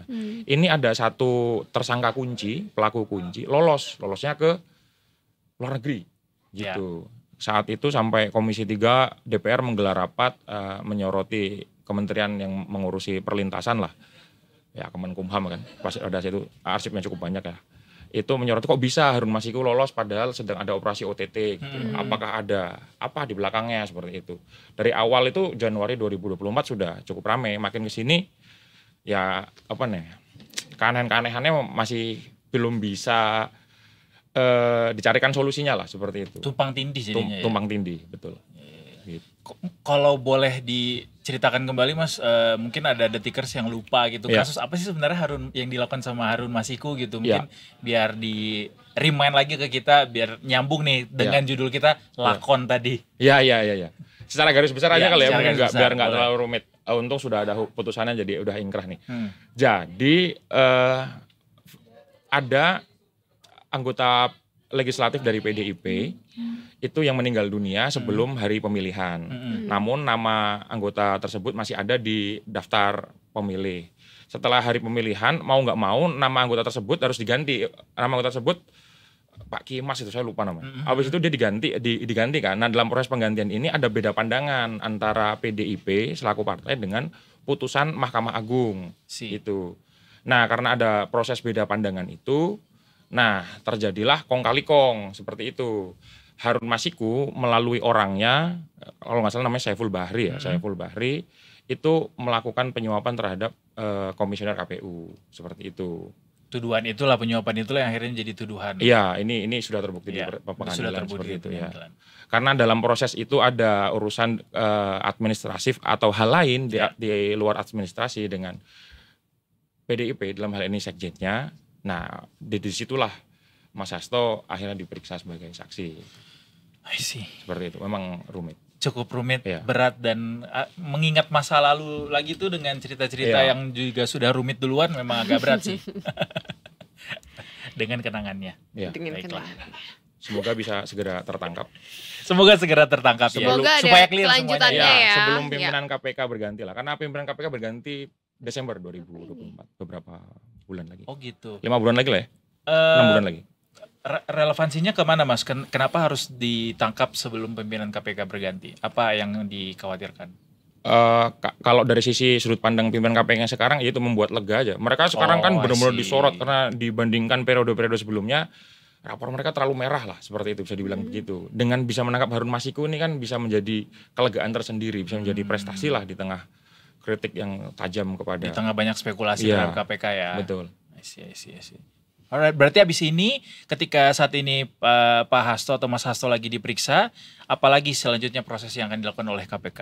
Nah, kalau merujuk dari pernyataan KPK kemarin, karena pemeriksaan yang kemarin belum masuk pokok perkara, juru bicara KPK menyatakan akan ada pemeriksaan lanjutan. Jadi kita tunggu. Ke Mas Hastonya? Iya, kita tunggu pemeriksaannya itu akan terjadi kapan dan seperti apa. Tapi hal lain juga di sisi lain, dari sisi Mas Hasto dan dari tim hukum PDIP kan melaporkan penyidik ke 2 tempat. Satu ke Dewan Pengawas untuk melaporkan proses etik internal penyidikannya. Kedua ke pengadilan, dalam hal ini ke pra-peradilan dalam kaitannya tentang hukum acara pemeriksaannya. Karena menurut mereka penyitaannya di luar prosedur karena diambil dari pihak lain, bukan dari Mas Hasto, seperti itu. Diambilnya dari orang namanya Kusnadi kalau nggak salah. Kusnadi? Stafnya Mas Hasto. Ya, ini yang menjadi perdebatan tentang sah tidaknya penyitaan handphone tadi. Ya. Ini pemeriksaannya udah yang keberapa kali kalau Pak Hasto ini? Pemeriksaan Pak Hasto ini dalam catatan kami sudah 3 kali. Kali pertama dan kedua itu terjadi di awal 2024, Januari dan Februari. 3 kali pada tahun ini ya? Iya. Itu artinya prosesnya cukup panjang ya? Cukup panjang. Ya. Ada alasan tertentu nggak kenapa dipanggil berkali-kali gitu? Apakah ada sesuatu yang ingin digali tapi ternyata belum dapat gitu? Ini juga yang menjadi pertanyaan publik dan jurnalis sebenarnya. Kenapa kok setelah Januari dipanggil, Februari dipanggil, ya kan? Itu dipanggil di penyidikan, lalu bulan 4 April dipanggil di persidangan, kemudian baru dipanggil lagi saat ini gitu. Kemudian kan orang mengkaitkannya dengan ini jangan-jangan KPK menjadi alat politik seperti itu. Gitu. KPK sendiri ketika disampaikan seperti itu responsnya apa soal spekulasi alat politik? Tentu membantah. Masa mengakui? Ya. Tapi membantah yang normatif. Iya, tapi dari sudut pandang kita sebagai wartawan ya memandangnya gini aja lah, anggap positifnya aja. Kalau memang benar ada informasi baru berkaitan dengan Harun Masiku, ya sudah benar-benar ditindaklanjuti sampai tuntas, ditindaklanjuti sampai ketangkep, sampai ngaku, sampai ngebuka yang sebenarnya. Kalau ada pihak terkait sebutin, kalau nggak ada ya udah seperti itu. Kalau memang ada informasi baru terkait itu, kalau nggak ada ya seperti dibilang oleh para aktivis anti korupsi ini cuma gimmick politik seperti itu. Wow. Serem Takut ya? Serem. Ngeri ya barusan ngeri. Gimmick politik Ini, gitu. Gimmick politik maininnya satu negara gitu. Iya, iya. Ada saya nanya yang ada di situ aja ya. Iya. Tanya nih. Aman saja. Aman Tapi kayaknya aja. udah cukup lah ya. Ya, Kita cukup lah ya. atau ada catatan yang belum tersampaikan, Mas? Aku bukan tersampaikan, belum terbaca ini. Oh ya, hal lain kenapa harus sebaiknya dituntaskan di masa-masa saat ini. Desember pimpinan KPK selesai. Nah, 2 bulan sebelumnya, Oktober, Pelantikan. presiden yang saat ini selesai purna bakti. Iya. Nah, alangkah lebih baik ketika pemerintahan baru tidak menanggung beban termasuk urusan penegakan hukum iya, gitu. iya, Karena KPK saat ini kan masuk di rumpun eksekutif. Iya. Jadi KPK itu dulu murni independen nih. Kalau sekarang, kalau saya bilang nggak independen nanti marah nih Pak Nawawi. Anggota apa namanya, pegawainya ASN lah. Bedanya kalau dulu pegawainya namanya pegawai KPK. Profesional, ya. Sekarang pegawainya itu ASN, pegawai negeri seperti kementerian. Mau Iya, dibilang iya, iya. independen ya monggo. Dibilang nggak independen itu teman-teman anti korupsi bisa begitu. Kita ikut. Iya, itu permainan diksi jadinya. Ya, Tapi ya, seperti itu. iya ya. Supaya pemerintahan baru tidak terbebani. Supaya pemerintahan baru nanti bukannya lembaran baru lagi. Ya, Bukan kasus baru lagi ya. iya berat nanti. Kasus lama ditagih-tagih. Jangan. Oke deh, terima kasih Mas Fajar. Yes. Sudah mau membuka kembali kasanah kita tentang kasus ini dan menceritakan, mengenlighten us bahwa kasus ini sebenarnya soal apa dan kenapa Mas Hasto diperiksa berkali-kali sampai hari ini. Kita Kalau- tunggu update selanjutnya dari Ya. Detik News, pastinya yang selalu akan memberikan update ya. Terima kasih. Stay tune di Detik News untuk berita politik, hukum, keamanan, dan lain-lain. Mantap. Mantap. Aku mempromokan kanal sendiri boleh. Gak apa-apa Boleh dong, dong. memang that's why you are here gitu. Oke. Dan Detikers, habis ini kita masih ada lagi Indonesia Detik ini, kita akan main-main ke Bali nanti tentang apa main? Ke Bali itu nanti adalah tentang kebakaran. Ah ya betul, kebakaran. Kebakarannya soal apa? Soal apa, Pokoknya ya. pantengin aja Detik Sore. Sesaat lagi kembali cuma di Detik Sore. Gak cuma hore-hore.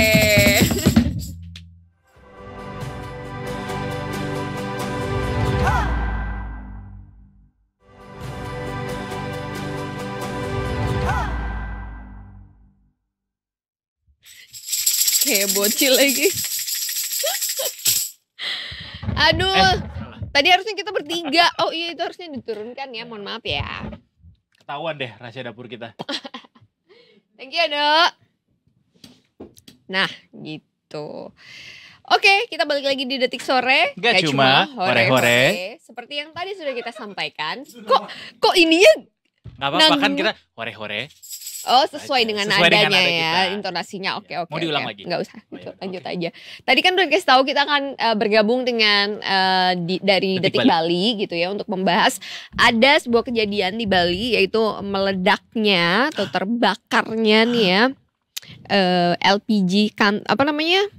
Apa sih itu Gudang namanya LPG. gudang LPG. Kok aku mau bilang kantor ya? Kantor nggak tuh? Mungkin bisa jadi kantor juga buat sebagian orang yang kerja di sana. Oh mungkin untuk Kan kantor kalau- administrasinya juga satu bangunan kali ya. Bisa. Hmm. Orang-orang yang kerja di gudang berarti dia kantornya adalah gudang LPG kan. Berarti bisa dibilang kantor buat mereka. Oh iya Iya make kan? sense untuk orang yang bekerja Bisa ya. juga gitu. Untuk lebih pastinya kita langsung aja. Belum ya? Oh kita baca trending dulu, maaf. Sorry banget, emang acara ini ajaib sekali. Bisa berubah Tiba-tiba sedemikian ya. rupa.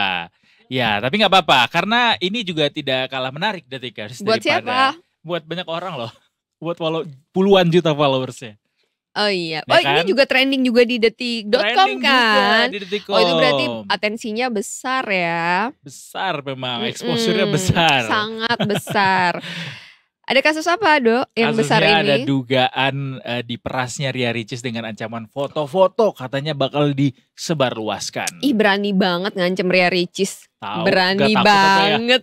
Nggak takut sama followersnya, sama netizen Indonesia. Asli Kalau sampai ketahuan ini orangnya siapa dan udah ketangkep juga sih sebenarnya. udah Orangnya ketangkep udah katanya. ketangkep. Setelah dilapor ke polisi gara-gara diancam akan disebarin foto-fotonya ini. Jadi kita kalau misalnya baca kronologisnya Detikers ya, dugaan pemerasan ini terjadi pada pekan lalu.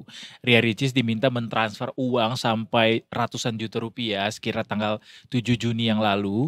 Nah, kepada polisi, Ria Ricis mengaku dihubungi sama seseorang yang mengancam Ria Ricis akan menyebarkan foto dan video pribadinya melalui media sosial. Dan akhirnya Ria Ricis diancam akan disebarkan foto tersebut kalau nggak ngirimin dia 300 juta rupiah. Polisi sendiri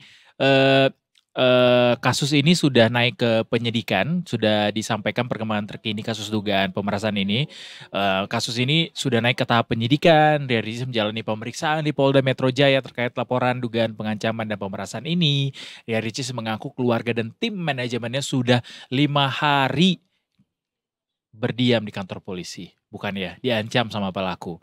Jadi Ria Ricis merasa dirugikan atas dugaan tindakan pidana pemerasan ini dan ini sampai keluarganya juga jadi korban pada akhirnya.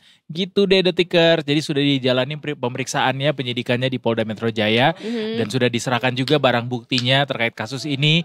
Kita tunggu apakah nanti orang yang mengancam Ria Ricis menyebarkan foto-foto dan videonya akan bisa ditemukan dan bisa menjadi. Kayaknya udah ditangkap deh, Dok. Masa sih? Update-nya tadi aku lihat di Detik Update kayaknya. terbaru hari ini ya? Iya, jadi wajahnya udah ada. Tampang udah pengancam ada. dan pemeras Ria Ricis yang kini ditangkap polisi. This is the newest one, guys. Iya, jadi 1 jam yang lalu nih guys ya. Jadi polisi berhasil menangkap pelaku pengancaman dan pemerasan 300 juta terhadap artis Ria Ricis ya. Pelaku ini sudah digiring ke Polda Metro Jaya. Jadi ada foto nih yang udah diterima oleh Detikcom, itu memperlihatkan pelaku yang berinisial AP, usianya 29 tahun, menggunakan baju warna merah muda. Dan ternyata dia itu adalah seorang pria yang tinggal di kawasan Cipayung, Jakarta Timur. Waduh.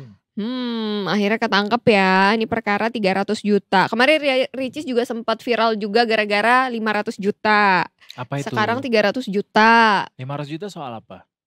Itu soal dia katanya ngasih ke. Kenapa? Yang ini penangkapannya.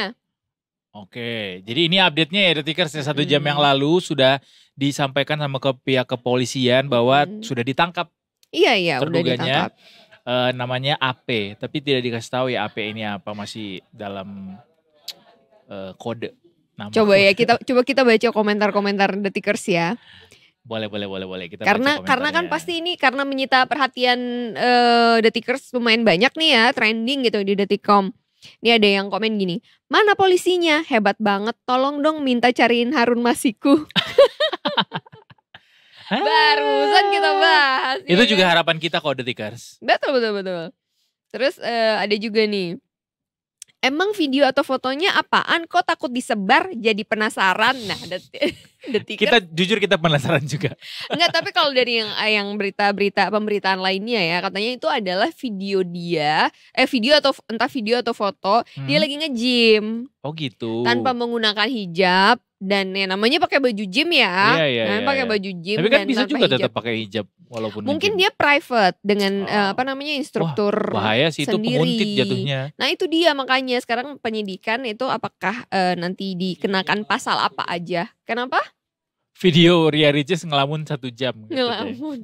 Soalnya Ria Ricis kalau posting apapun di YouTube kan pasti langsung trending. Yang nonton udah juta-jutaan, udah bukan lagi puluhan juta. Are you one of them? Me? Oh, Yes. no, you ask them. You also. Oke. Detikers, kita balik lagi ke Indonesia Detik ini yang kita kasih tahu tadi. Kita akan ngobrol soal kebakaran gudang LPG di Bali. Katanya ada fakta tersembunyi di balik kejadian kebakaran ini, yaitu ada dugaan pengoplosan di sana. Kira-kira seperti apa kasusnya, kronologinya, faktanya? Langsung aja kita gabung sama rekan kita di Detik Bali, ada redaktur Detik Bali, Mas Gangsar Parikesit. Tunjukkan pesonamu. Sore, Edo. Iya, redaktur Detik Bali yang juga jabatannya adalah Kabiro. Benar ya Mas Gangsar ya? Ya, merangkap semua Pak. Sama Palu dong. gada. Kayak di sini dong Mas. Sama dong. Wajib. Tos dulu, Multi talent tos virtual.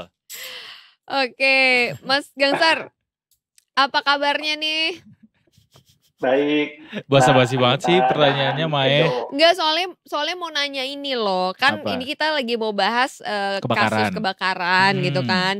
Kan tim Detik Bali meliput ke sana gitu Oh, kan. siapa tahu ada Semoga tidak terjadi halangan ya. iya, maksudnya tidak terpengaruh, tidak terefek apa sih terefek?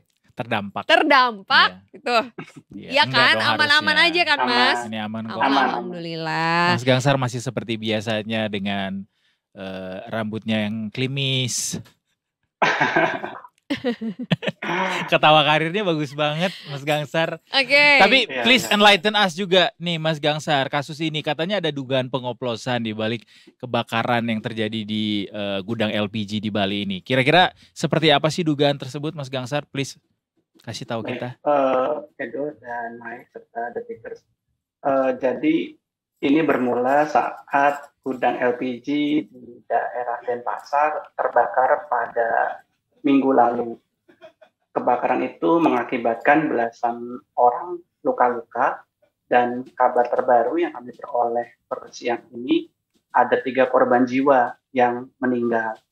Belasan korban ini juga sempat dirujuk ya dari rumah sakit, kemudian dirujuk ke rumah sakit yang lebih besar yaitu RSUP Sanglah Denpasar. Nah, kebakaran ini terjadi di hari Minggu sebetulnya, Edo dan Mai. 3 orang yang meninggal ini rata-rata adalah mereka yang mengalami luka bakar di atas 70%. Seperti itu. Dan kini dari RSUP masih merawat sekitar 13 orang lainnya yang menjadi korban kebakaran gudang LPG tersebut. Mereka rata-rata mengalami luka bakar, sehingga di satu sisi juga mereka harus diberi alat bantu pernapasan. Nah, kemudian penyelidikan polisi berlanjut ya. Kemarin Polda Bali melalui lapor sudah melakukan olah TKP untuk mengetahui penyebab pasti dari kebakaran gudang LPG tersebut gitu. Namun ternyata ada fakta lain yang kami temukan bahwa gudang LPG itu bukan merupakan agen penyalur gas resmi yang didata oleh Pertamina Jatim Bali News. Seperti itu, Edo dan Mai.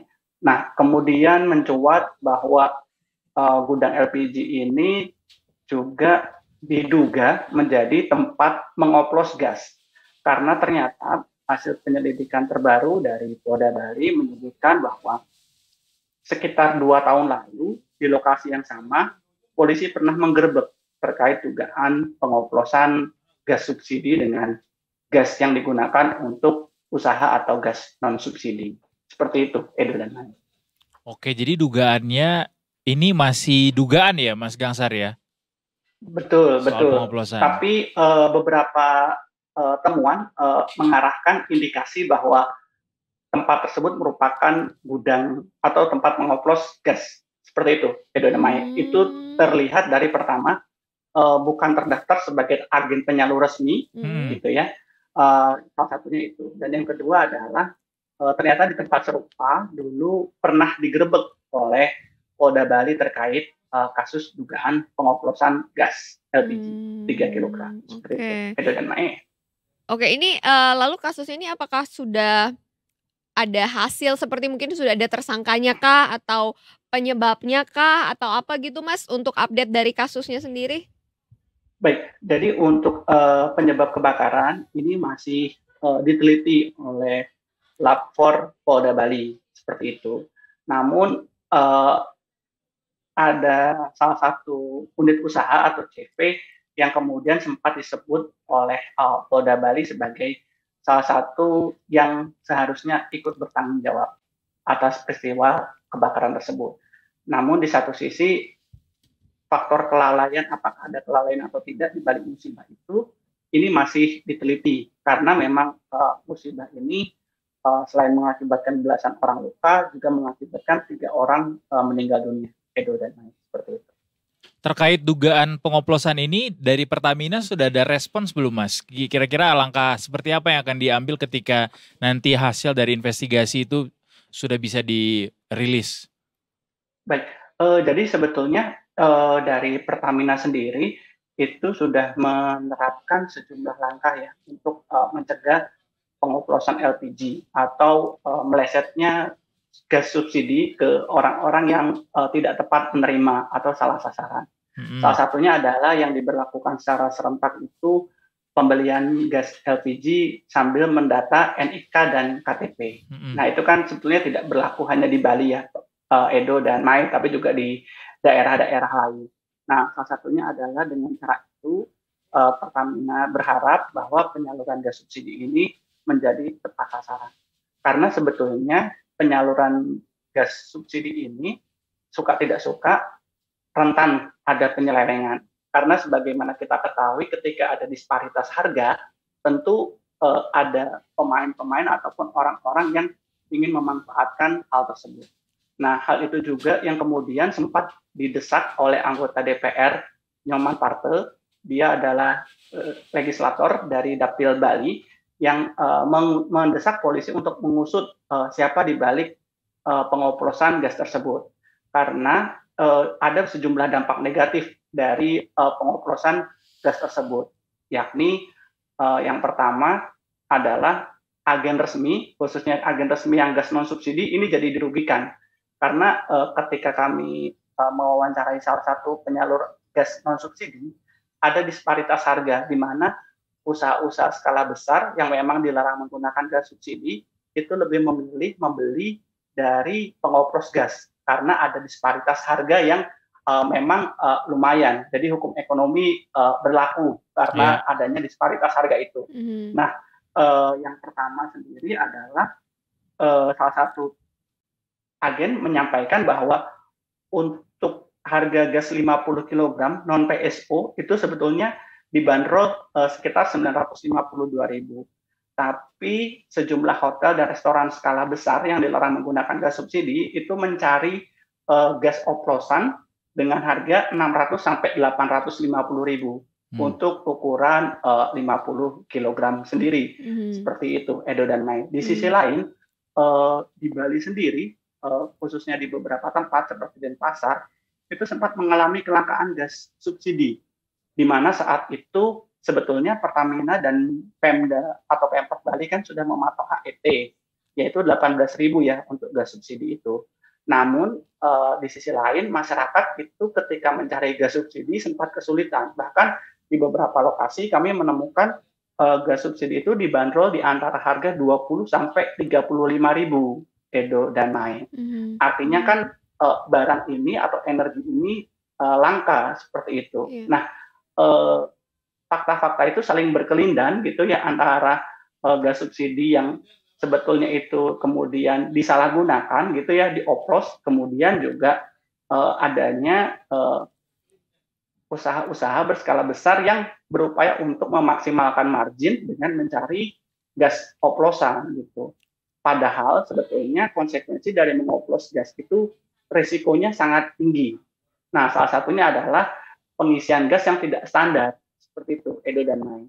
Nah, ini juga akhirnya memperkuat indikasi bahwa terjadinya ledakan tersebut begitu, karena kan pengisian gasnya tentu tidak sesuai standar keamanan seperti itu, Edo dan Mai.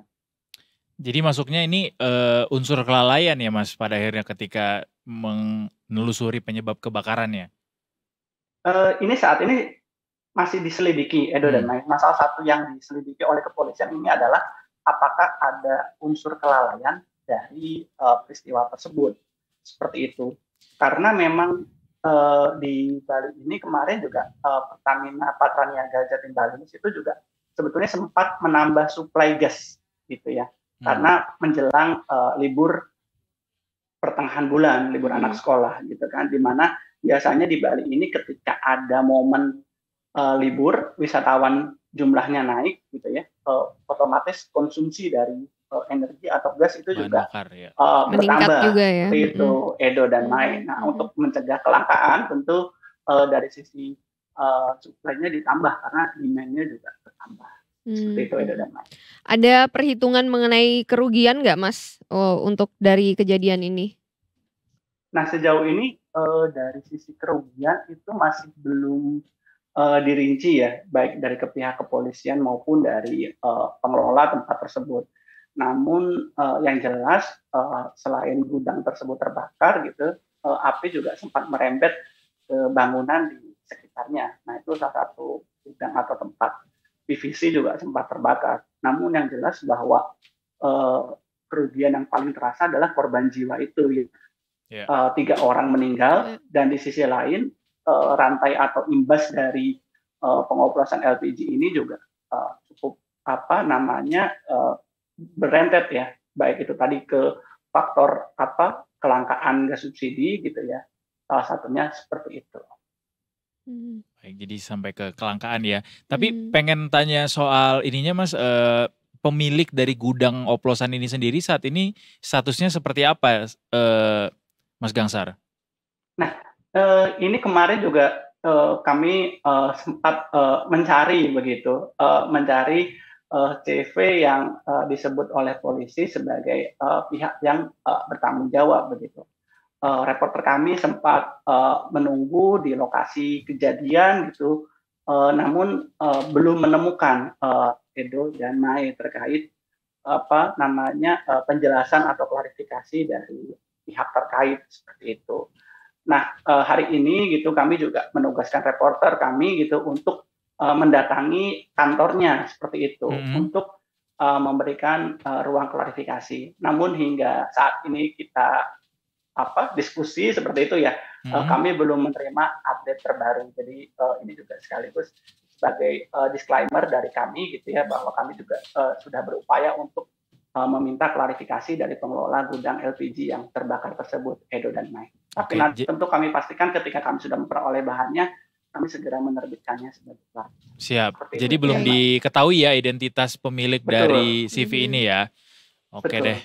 Meskipun ini sudah pernah terjadi sebelumnya, Mas Gangsar, tadi kan ada informasinya. Sorry aku tambah sedikit, kan udah pernah terjadi penggerebekan gitu ya Mas ya. Itu pemiliknya apakah memang berbeda atau CV-nya berbeda di tempat yang sama atau memang kelanjutan dari tempat yang dulu digerebek ini?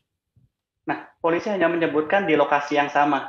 Tapi polisi belum merinci apakah memang dulu pengelolanya adalah atau pemiliknya sama atau bersalin rupa gitu, atau memang baru seperti itu, Mai.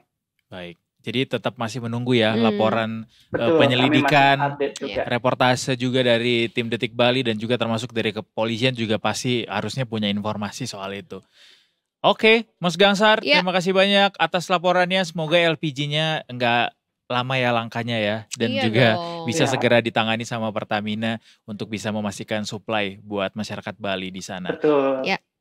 Menjelang hari raya ini, Edo. Iya benar, kan pengen bikin rendang ya. Semakin meningkat kebutuhannya. Betul. Baik, selamat bertugas kembali Mas Gangsar. Terima kasih untuk informasinya dan update-nya, pastinya kita tunggu ya. Betul, terima kasih. Matur suwun. Matur suksma. Matur suksma. Bye-bye. Itu selalu seru ya kalau sama Mas Gangsar tuh. Penjelasannya selalu detail, terus runut dan sangat bisa dipahami gitu. Sayangnya kita tadi masih belum mendapatkan informasi tentang siapa sebenarnya pemilik dari CV itu. Karena memang belum ada update-nya kan, karena masih penyelidikan. Mudah-mudahan kalau misalnya pemilik CV-nya nonton nih, langsung kabarin ke Detik Bali. Saya yang punya. Tolong diakui ya, saya jangan sampai punya. Liput saya. Nanti kalau misalnya mau kita wawancara di Detik Sore. Boleh. Kita investigasi. Jadi guys, kita mau break dulu ya. Kita mau minum, kita mau short nap dulu. Gak ada short nap. Apaan lu short nap? Bisa kali. Gak bisa. Iklannya bikin 10 menit. Pulang yang ada gue ini. Sesaat lagi Detikers, kita akan kembali dengan topik yang tidak kalah menarik tentunya. Cuma di Detik Sore. Gak cuma hore.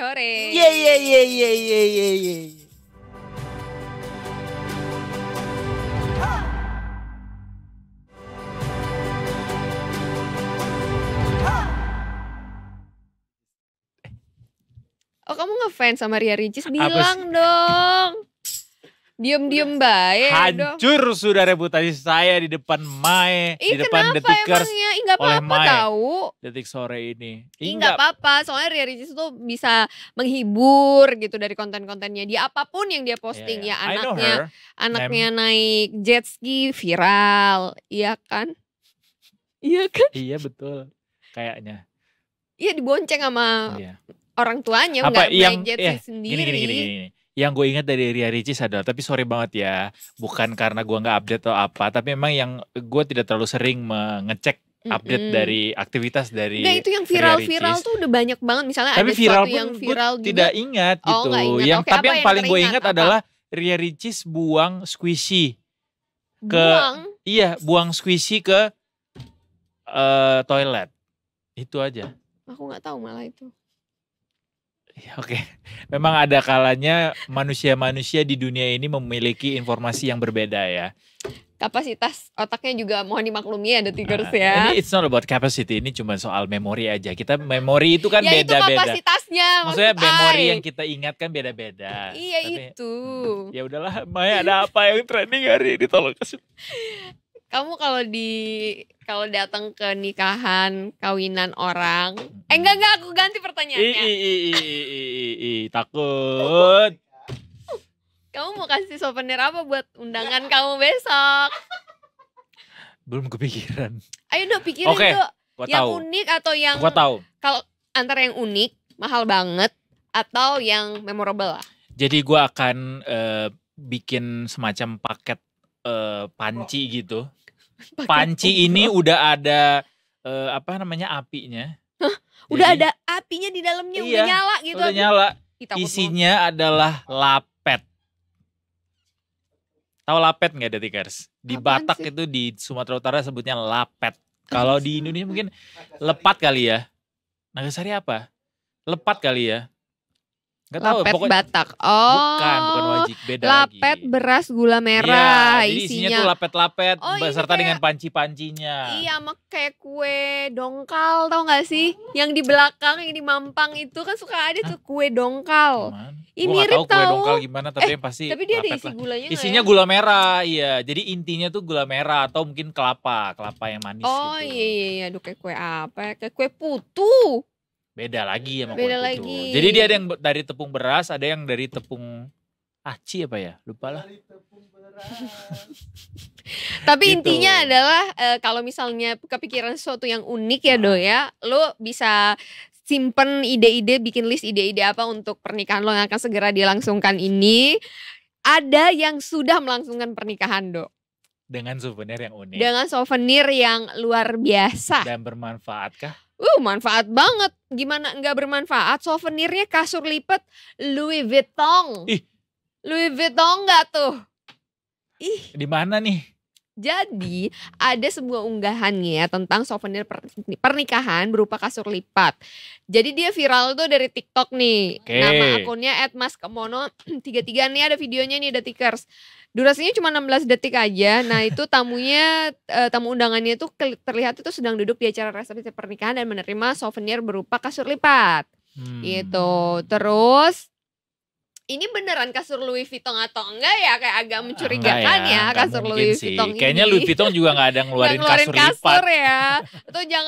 Atau jangan-jangan dia special custom gitu ya untuk bikin Wow, kasur mahal Louis sekali ya Vuitton pernikahan ya. yang ada di alun-alun mana nih pernikahannya tadi. Jadi dia bikin pernikahan sesederhana mungkin demi souvenir yang mewah. Tapi ini tau belum nggak? ketahuan kan di mana lokasinya kan? Di mana sih guys lokasinya? Oh di Sidoarjo, Jawa Timur. Bisa sih, banyak orang kaya emang di Sidoarjo. Iya, kaya lumpur. Jadi lumpur ya. Iya, Ya, lumpur bisa bikin lapindo kaya kan. itu ya, bener. Jadi tamu undangannya ini memang mayoritas kaum pria, ada yang mendapatkan kasur lipat motif bunga, keropi, sama si LV itu, Louis Vuitton itu. Terus tamunya lucu juga ya kalau dilihat ini tamunya nih. Iya, pada bawa kasur nenteng Iya, kasur. Bisa tamu jadi undangannya ini alas. gotong royong bagi-bagi kasur lipat ke seluruh Kepala. tamu secara estafet. Kasur. Itu dijualin lagi gak ya sama mereka? Bisa jadi. Bisa loh. Bisa. Siapa tahu rumah saya kebanyakan kasur. Saya jual lagi deh. reseller gitu. Jadi dia saling silang. Saling silang. Kayak kemarin ya. Iya. Nah kalau di Sidoarjo jualan kasur, di GBK jualan semangat The Tickers. Jualan tiket buat nonton. Ada yang Iya. dapet tiketnya nggak buat Tiketnya sih- nonton Indonesia Filipina? Tiketnya udah habis belum sih? Atau masih ada? Kayaknya kalau ini Harusnya Indonesia sih udah sold out ya. karena di Indonesia dan ini juga last chance kita untuk mendapatkan Tiket posisi ke gitu babak kan. selanjutnya ya. Ya. Udah sold out ya. Oh udah sold out Udah tiketnya. Ya, ya. No Tapi wonder biasanya ya. masih banyak calo gak sih? Calo Nah, tiket nggak gitu tahu di deh depan. kalau kayak gitu. Kalau Indonesia gitu. Cat 5. Harusnya sih banyak ya. Saya kapan terakhir nonton timnas ya? Kayaknya sebelum pandemi deh. Udah lama banget. itu liputan atau beneran pure nonton? Beli Beneran tiketnya? Beli tiketnya. Timnas Indonesia kan hari ini akan melawan Filipina, The Tickers. Nanti malam ya. Sejumlah rute bus Transjakarta nih buat Anda yang sangat keren menggunakan transportasi umum. Bisa masih menggunakan Transjakarta yang beroperasi hari ini sampai pukul 24.00. Kepala Departemen Humas dan CSR PT Transjakarta, my friend Wibowo, mengatakan untuk Transjakarta sudah 24 jam untuk layanan BRT dan Microtrans. Namun untuk non BRT operasionalnya sampai pukul 10 aja. Jadi penonton sepak bola ini nanti bisa beraktivitas dengan Transjakarta setelah menyaksikan pertandingan sepak bola nanti. Pertandingannya akan mulai jam berapa sih nanti tuh? 19.30. 19.30. Jadi harusnya sebelum jam 10 tuh atau sebelum jam 10 udah bisa pulang ya. Kalau nggak ada perpanjangan waktu, nggak ada betul. drama, bla bla bla bla, harusnya jam 10 udah bubar semuanya. Perpanjangan waktu enggak dong, Mei? Kan ini pertandingan loss gitu aja kan. Oh siapa tahu, Iya. siapa Nggak- tahu bukan ada, knockout kan? iya, Iya, iya. siapa tahu ada, Siapa tahu ada drama ya. Ya ada drama apa yang terjadi. Aduh, amit, Semoga, amit. semoga tidak ada apa-apa. Aduh. Tapi tentunya harapan kita semoga dukungan juga ya Iya. dari Transjakarta untuk para supporter timnas ini juga bisa membawa semangat gitu untuk Exactly. timnas kita karena ya itu dia tadi ini adalah kesempatan terakhir kita dan kita juga di kandang dan kalau melihat catatan antara Indonesia berhadapan dengan Filipina di kandang sendiri atau di tanah air di rumah kita sendiri itu dari 8 pertandingan Indonesia 7 menang, 1 kali kalah. Oh bagus berarti. Bagus, statistiknya secara head to bagus. head. Secara statistiknya bagus dan bahkan juga informasinya Pak Jokowi juga katanya mau nonton karena Semoga udah pertandingan baik optimis, ya. sekarang udah optimis menang Indonesia. Amin, amin. Amin. Dari Suai kita hari ini merah putih guys untuk memberikan semangat. Indonesia. Indonesia. Garuda di dadaku, Garuda kebanggaanku, ku yakin hari ini pasti menang. Sesaat lagi kita kembali dengan Sunset Talk bersama. Oh belum. Iya, bersama Afif dari Detik Sport. Tapi sebelum Afif tayang, kita. Bukan Afif. Sama Afif kan? Bukan Mas Angga. Loh, kok Mas Angga sih dari Kok Detik Mas Sport? Angga sih? Siapa satu lagi? Siapa? Iya, ada juga dari Detik. Ya It's udahlah siapa supposed to be aja. Afif. Bukan Afif ya.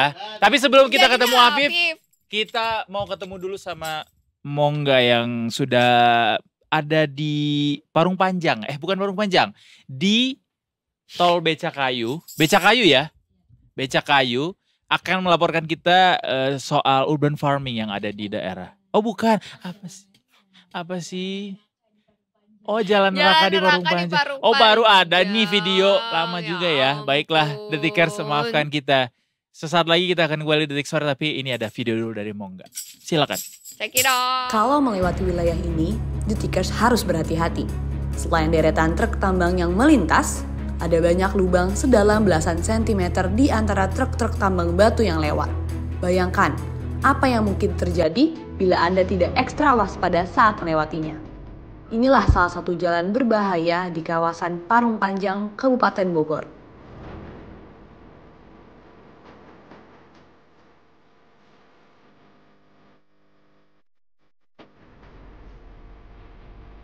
Jalan Raya Parung Panjang terletak di sebelah barat laut Kota Bogor dan bersebelahan langsung dengan Provinsi Banten.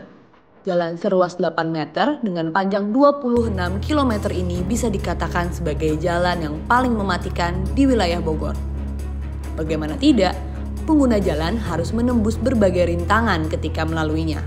Seperti yang Anda lihat, di sepanjang jalan terdapat lubang menganga dengan kedalaman 5 sampai dengan 10 cm. Tentu saja, hal ini membahayakan bagi para pengendara, terutama saat kondisi hujan dan gelap.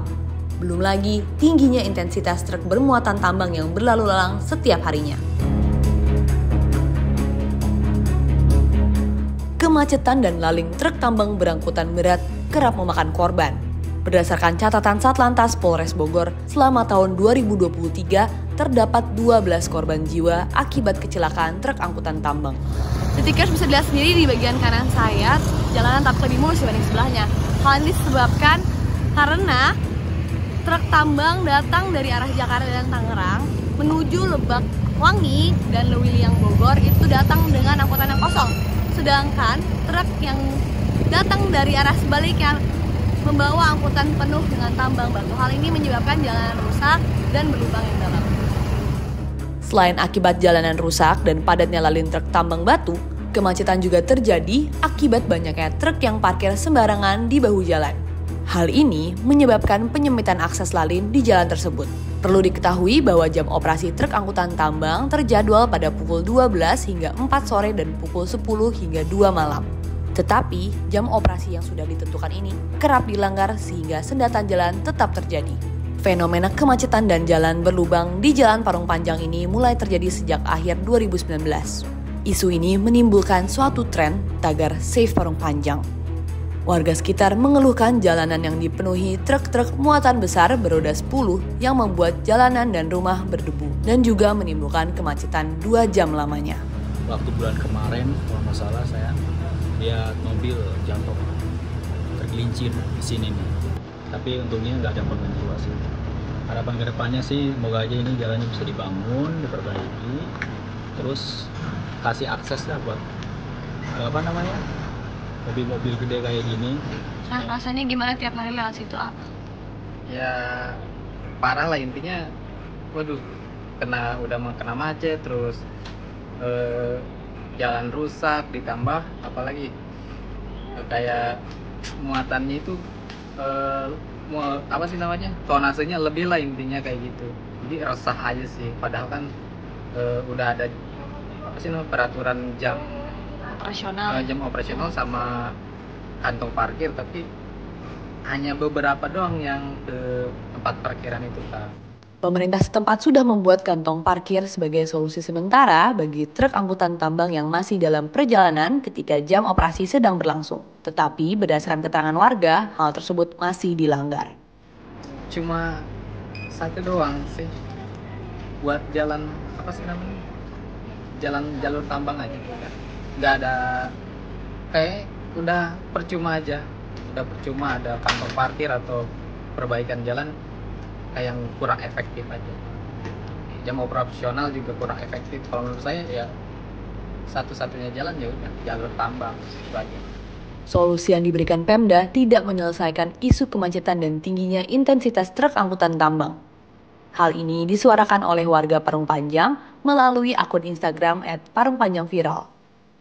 Di dalam akunnya, warga Parung Panjang menumpahkan segala keresahan akibat jalanan rusak yang harus mereka hadapi setiap hari.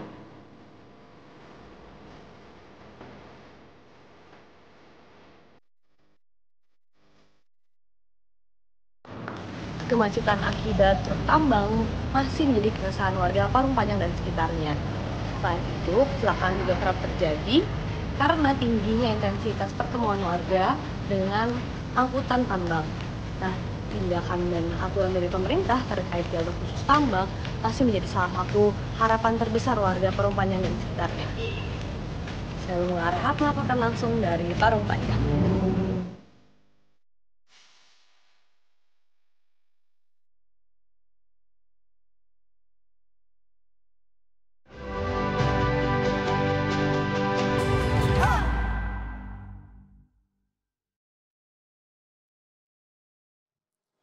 Masih di Detik Sore, nggak cuma hore-hore. Kita sudah bersama dengan langsung gitu ya, karena langsung bertiga. Bertiga nih. Kita sudah bersama dengan Mas Resa dari Detik Sport. Detik Sport. Salam olahraga. Salam olahraga. Salam olahraga. Gantian sekarang. Oke, Bung Resa. Ya. Bung Resa. Kita panggilnya Bung ya sekarang ya. Oke. Kalau sama Detik Sport kita panggilnya Bung. Oke, Bung Resa, sesaat lagi kita akan segera menyaksikan pertandingan antara Indonesia akan menghadapi Filipina. Lalu statistik berbicara nih sepertinya Bung Resa. Apa yang sebaiknya kita lakukan dan enggak bercanda gue. Kalau bicara Statistik. statistik Kita ya bicara pasti statistik dulu. Indonesia diunggulin ya, Ya, karena ya, mereka ya, punya ya. rekor pertemuan yang dominan lah atas Iya. Filipina. Mereka itu bisa menang 23 kali dan cuma kalah sekali dari 28 pertandingan ya. Di atas Kalau kertas di poinnya atas kertas contreng semua Indonesia ya. pasti contreng semua. Iya. Secara kualitas pemain pun Indonesia berada di atas ya, pemain naturalisasinya berada di atas Filipina ya. Yang Indonesia kita punya, lalu juga secara peringkat juga. Tapi patut diingat ya, Filipina ini terakhir main di GBK mereka bisa mengimbangi ya, yang di kita. di AFF tahun 2018 mereka imbang 0-0, lalu terakhir pertemuan terakhir di Filipina yang bulan September itu mereka juga November itu mereka juga 1-1 ya, dan Indonesia butuh gol Sadil Ramdhani ya di menit 70-an untuk bisa menyamakan kedudukan. Berarti ini bisa jadi peringatan ya, alarm untuk Sintayong dan anak asuhnya untuk menghindari kesalahan-kesalahan yang tidak perlu ya sebenarnya, karena secara tadi ya Edo bilang kualitas pemain kita jauh, rekor pertemuan jauh, artinya Indonesia di atas kertas unggul, tinggal mereka bagaimana dengan tenang bermain di lapangan, tidak mengulangi kesalahan seperti di laga lawan Irak di mana Hernando Ari melakukan kesalahan saat. Tapi ini kemungkinan besar Hernando tetap main ya ini ya. Secara ini saya tadi sudah bilang Hernando akan tetap main. Ini keputusan yang bagus menurut saya, karena ini berarti memberikan tanda bahwa Sintayong memang percaya dengan Hernando masih dan kesalahan. ya. Percaya dan kesalahan seperti Hernando itu ya itu wajar terjadi untuk pemain manapun ya. Kan Bahkan di level dunia. udah dikasih pep talk sama Erick Thohir soalnya. Ya betul ya, sebenarnya ya itu it's okay, it's game, itu kesalahan yang bisa terjadi dengan siapapun, untuk pemain kelas dunia pun kerap ya, tinggal bagaimana dia bisa membangkitkan mental. Comeback stronger ya. Comeback stronger, teman-temannya juga bisa memberikan dia semangat kan, teman-teman udah mencoba untuk mengangkat mental dia. Saya rasa sih tidak akan ada masalah ya untuk ini apa Amin. Dari pemain naturalisasi kita nih yang dimainkan yang baru nggak Mas? Ya, Verdong. Verdong main hari ini. Main hari starter ini. nggak? Starter untuk memberikan ini perubahan di sisi tengah ya, untuk lini pemain Indonesia untuk lebih menajamkan iya benar starter. Karena mereka kan agak kurang ya pas lawan Irak ya, mungkin kurang bisa bermain padu sebagai tim. Nah ini di sini ya di Filipina ini Verdong bisa membuktikan bahwa tidak salah untuk Erick Thohir dan PSSI menaturalisasi dia ya. Cukup bijak gak sih Mas naruh Verdong sekarang, karena kan ini mengingat ini adalah laga perdananya dia, terus juga ini kesempatan terakhir kita untuk bisa dapat posisi kan untuk kualifikasi Piala Dunia ya, ini. mungkin Sintayong dan tim pelatih mungkin tahu ya, kualitas Verdong ini mungkin dengan dia biasa bermain di sepak bola Eropa seperti di Liga Belanda bersama Nick Nijmegen, berarti dia sudah biasa menghadapi tekanan-tekanan yang memang ada.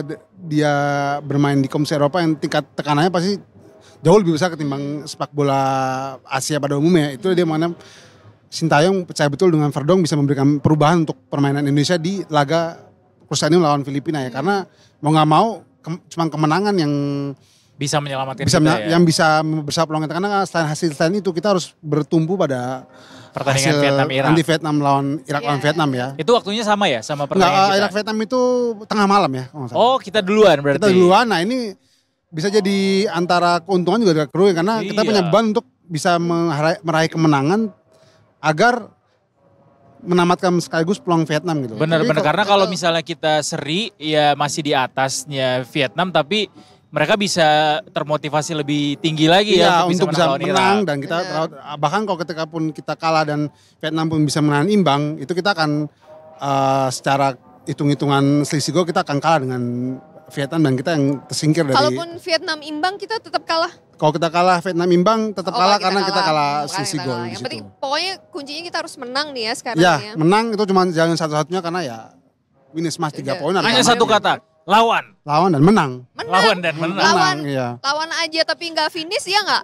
Iya. Kayak kemarin ya, kan kalau lawan gocek. menang lah harus. Menang lah. Ya nggak sih? Ada apalagi dengan dukungan supporter kita yang jauh lebih banyak mungkin dan sudah bela-bela jauh-jauh ya. Sold out juga kan tiketnya. Sold out dan hujan-hujan mereka ke GBK. Lagi ya. Iya rame. Berkat lah. Habis kerja berkah hujan gol di GBK. Amin coy. Habis hujan berkat, hujan gol. Hujan gol, benar-benar. Penting lini depan ini tidak boleh buang-buang peluang itu ya. Oh iya benar. Tapi ya setuju. PR kita berarti ini finishing ya sebenarnya. Masih ya, finishing di era Sintayong ini memang mungkin kekurangan ya soal finishing dan soal fisik ya gimana mereka stamina mungkin pemain-pemain kita masih baik yang mungkin kederaan untuk bermain tempo tinggi yang seperti yang Sintayong inginkan ya. Karena Sintayong itu kan selama ini mereka memang lebih baik untuk bermain menunggu ya melawan lawan-lawan yang di atas mereka, di atas kita dan itu bertahan pun membutuhkan fisik dan stamina yang konsentrasi tinggi sama seperti hal dengan bermain menyerang. Betul. Ini jadi kesempatan untuk menjawab juga gitu ya bagi Sintayong dan juga skuad Garuda atas pertanyaan Pak Erick Thohir, kenapa kita kemarin kalah karena kesalahan kita sendiri gitu. Kita kalah kemarin tuh karena kesalahan kita sendiri yang sebenarnya di babak pertama tuh kita mainnya bagus banget. Bagus bisa menahan tapi karena ya kesalahan penalti itu kan penalti juga, ya itu kan kesalahan itu ya. Tapi pada akhirnya Pak Erick bilang kan jangan menyalahkan diri sendiri. Ini permainan tim. Kita semua harus tapi memang tetap comeback stronger gitu. Tapi tetap harus jadi pelajaran juga. Tetap harus jadi pelajaran. Karena memang itu dia kadang konsentrasi permainan. Apa mungkin kadang kita terlalu overconfidence karena beberapa hasil bagus di rumah, kemarin. Karena juga di kandang. Karena iklannya udah banyak masuk juga mungkin di situ ya. Jadi itu. Ya ada kadang overconfidence bisa. Itu karena memang sayangnya memang kebanyakan dari dulu pengalaman yang kita sudah ya ketika berada di atas tim itu agak justru merasa di atas angin jadinya. Tapi bisa jadi juga over pressure loh karena kan kalau kita lihat ya kayak Hernando Ari aja sepertinya kemarin terpengaruh juga dengan omongan netizen ya Mas ya. Dukungan dan over pressure juga mereka bisa mungkin jadi. merasa dengan adanya pemain naturalisasi ya Indonesia harus langsung menang tapi ya itulah jeleknya mungkin kita harus ubah paradigma berpikir itu bahwa sebenarnya semua bukan butuh proses. Harus ya. Tidak bisa serta-merta langsung. Tapi memang yang pasti target untuk lolos ke kualifikasi babak ketiga sekaligus tiket Piala Asia di 2027 nanti itu udah harus direbut dari sini. Duh, deg-degan ikut deg-degan nih ya, jadinya kira-kira ya. 1 jam lagi ya. Iya. Jam 7 tepat kan ya? 7.30. 19.30. By the way, kick off-nya. Verdong tadi itu akan menggantikan posisinya siapa, Mas? Kemungkinan dia akan dimain di tengah ya. Dia pasti di situ dia bisa menggantikan apa?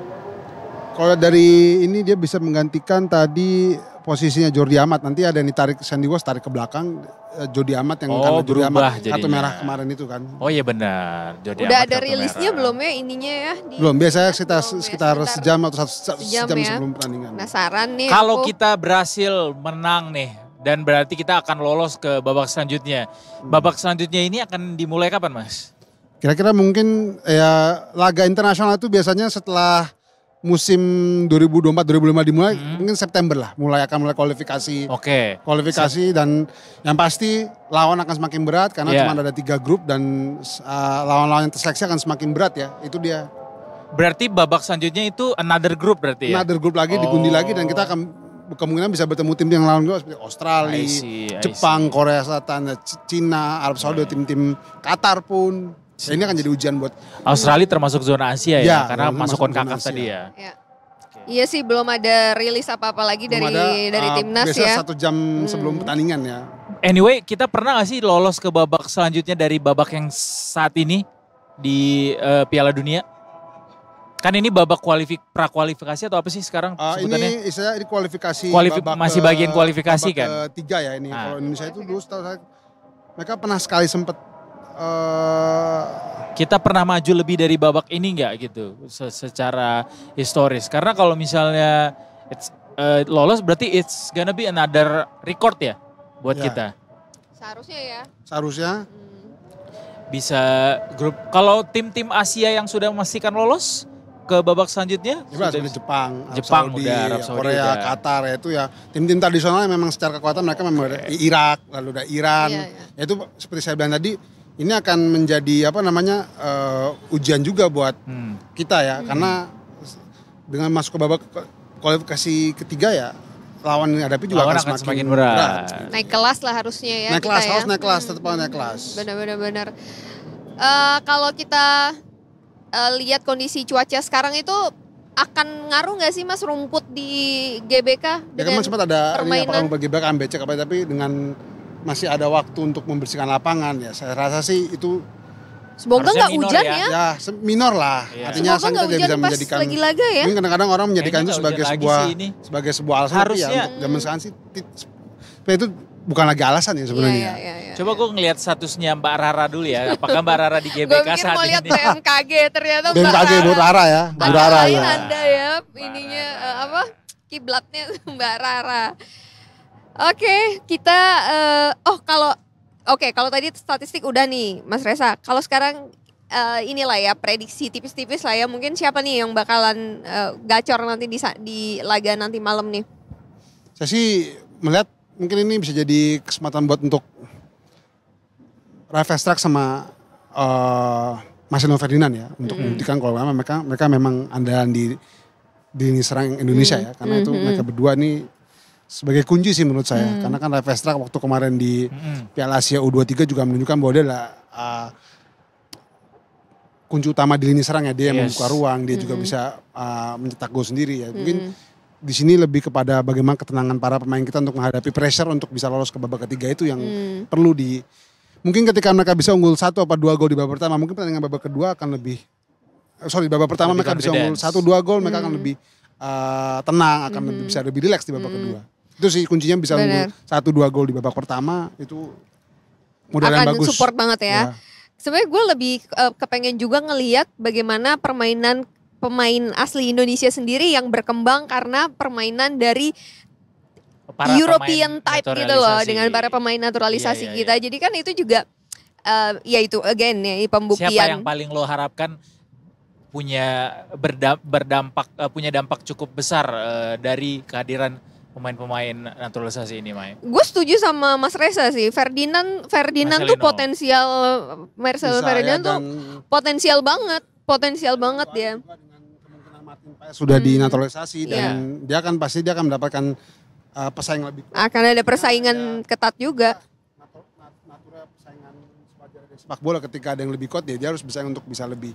Dan Hernando sendiri sudah mengatakan sebelumnya bahwa ya kedatangan Martin Paes tidak akan mengaruh apa, karena itu justru akan menjadi memicu buat dia untuk lebih tampil lebih baik. Boosting dia untuk bisa lebih naik lagi di level dia yang sekarang. Betul. Kalau perlu datangin Audero sekalian. Iya, Amil Audero sekalian dari. Tapi bokapnya begitu ya. Nggak mau kayaknya datang. Iya, kayaknya.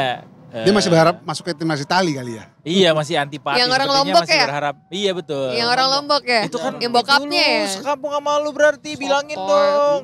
Sama Kang Emil tuh bapaknya. Sama bapaknya tuh. Ntar gue cari deh informasinya. Iya, siapa tahu sekampung kan. Siapa tahu.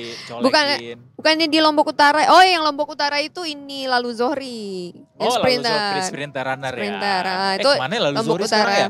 Masih lari kayaknya masih waktu itu dia masih ada prestasinya kok waktu itu ikutan apa gitu aku lupa. Masih di pelatnas sempat cedera jadi agak menurun mungkin. Oh, sempat cedera. Aduh.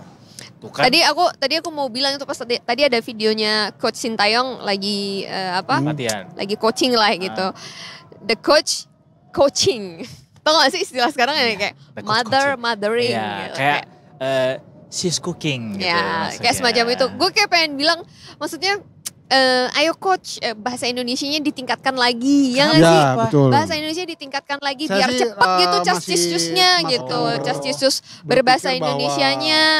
Bahasa Indonesia tuh menguasai bahasa lokal sebuah timnas itu penting, apalagi kita di negara ketiga yang memang butuh lebih banyak untuk masuk untuk mendekat ke pemain, untuk lebih tapi blending. Kan si translatornya juga menerjemahkan dengan baik juga. Dengan baik.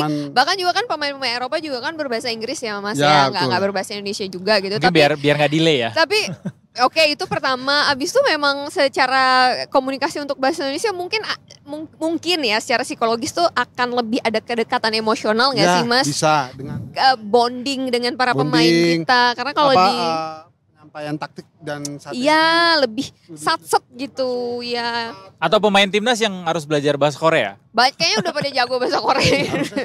Sebenarnya ya mungkin pelatih timnas ya belajar. Menurut saya bareng-bareng lah ya, saling gitu ya. Mungkin pemain timnas bisanya annyeonghaseyo, jaljinesoyo. Jinja? Enggak jinja. Ya kan kalau misalnya Coach Sintayong marah-marah gitu, misalnya mereka kan bisa respon dengan Jinja gitu. Jinja? Serius kan itu maksudnya kan? Yeah. Are you sure? Gitu. Yeah. Really? Really? Kayak really? Yeah. Nah, Jinja? Jinja? Asal coachnya jangan. Bukan. Bukan. Apa? Off the record. Udah biasa sih itu ya. Maksudnya itu adalah ucapan-ucapan yang Shiba Inu kan maksudnya, nama anjing di Jepang. ya, Iya. jenis-jenis anjing. Iya. Oke, ini tinggal 1,5 jam lagi menuju pertandingan. Kita bicara skor deh dari tiga kita bertiga. Kira-kira prediksinya akan berapa nih Mas Reza, dari Mas Reza dulu. Nggak usah banyak, 3-0 lah. 3-0 3-0 untuk Indonesia. Indonesia. Siapa skorernya? Mungkin salah satunya ada Rafael Struik ya. Struik. Ya, Struik. salah satunya itu. Salah satunya Struik. Oke. Maya berapa? 2-0. Untuk Indonesia Untuk berapa? Indonesia. Siapa yang skorernya? Ya, siapa aja lah, gue nggak bisa memprediksi Satu yang orang ngekol. dong sebutin. Yang nyekor siapa?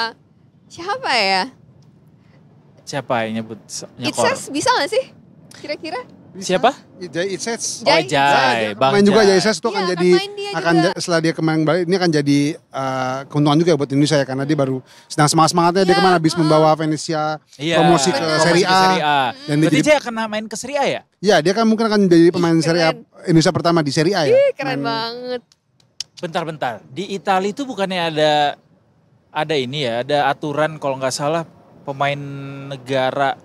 Bukan pemain asli, bukan warga Tapi kan dia negara sudah lama asli. di Eropa juga kan. Mungkin dia udah dapat dari Double itu mungkin ya. dapat Gak syarat boleh. memenuhi syarat dari dia udah bermain di Eropa berapa lama. Berapa lamanya? Ya, itu dia. Oh, ya dia kayak memenuhi kita syarat juga Ya, kan. menurut status itu. Kalau di Indonesia 5 atau 10 tahun ya Mas? Kalau nggak salah udah harus main berapa berhentak di Pertandingan? timnas dan juga dia berapa tahun di Eropa. Artinya Stay, tidak ada ya. penghalang ya buat Jai Ya, bisa Jai main di untuk Serie bisa A nanti main ya. di Serie A. Dengan membawa identitas dia sebagai orang Indonesia. Ih, keren. Pemain Indonesia pertama yang berlaga di Serie A nanti ya. Ya, betul. Gue beli jersinya. Kamu belum jawab. Oh iya, Ini pertanyaanmu. gue 3-1. Why? Marcelino. Why?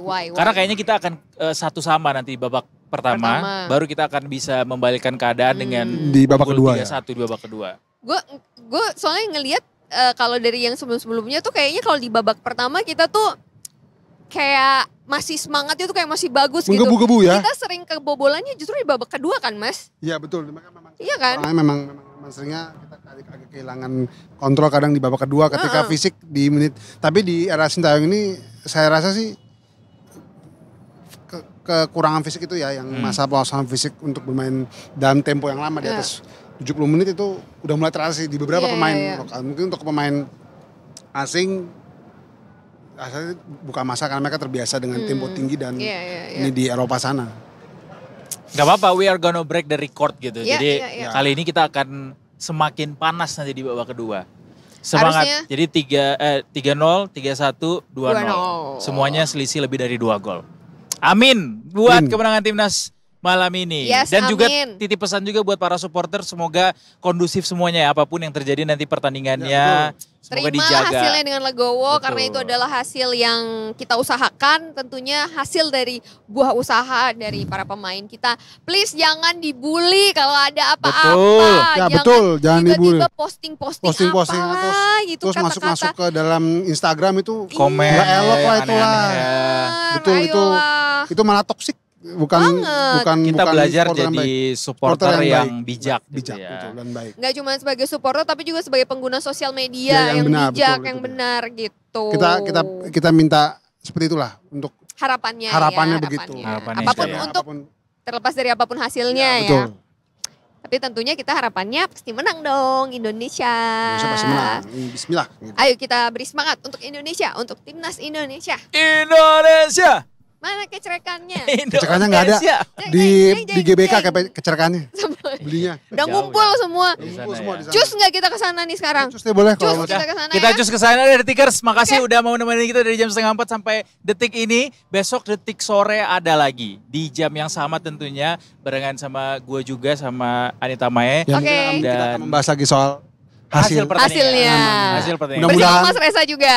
kita lihat sama saya apa mungkin Afif atau Lukas. Jadi kalau oke. detik pagi minta nggak usah ya, ditolak aja. Tolak Kalau aja. detik pagi minta ditolak aja. Tolak aja. Detik sore aja. Detik sore aja. Iya. Iya. Gitu dong. Gitu dong lagi. Gitu dong. Oke, anyway, thank you so much Detikers buat yang udah nonton, yang udah komen-komen. Kita sorry banget lupa baca komenannya. Tadi besok kita baca deh komenannya. Udah lama gak baca komen-komennya. Iya, butuh diajak interaksi gitu ya. Kita ketemu lagi besok. Saya Anita Mae. Saya Eduardo Semorangkir dan juga Mas Reza Saya di Reza, sini. sampai Pamit jumpa. undur diri. Besok lagi di Detik Sore. Gak cuma Hore hore. ditodong.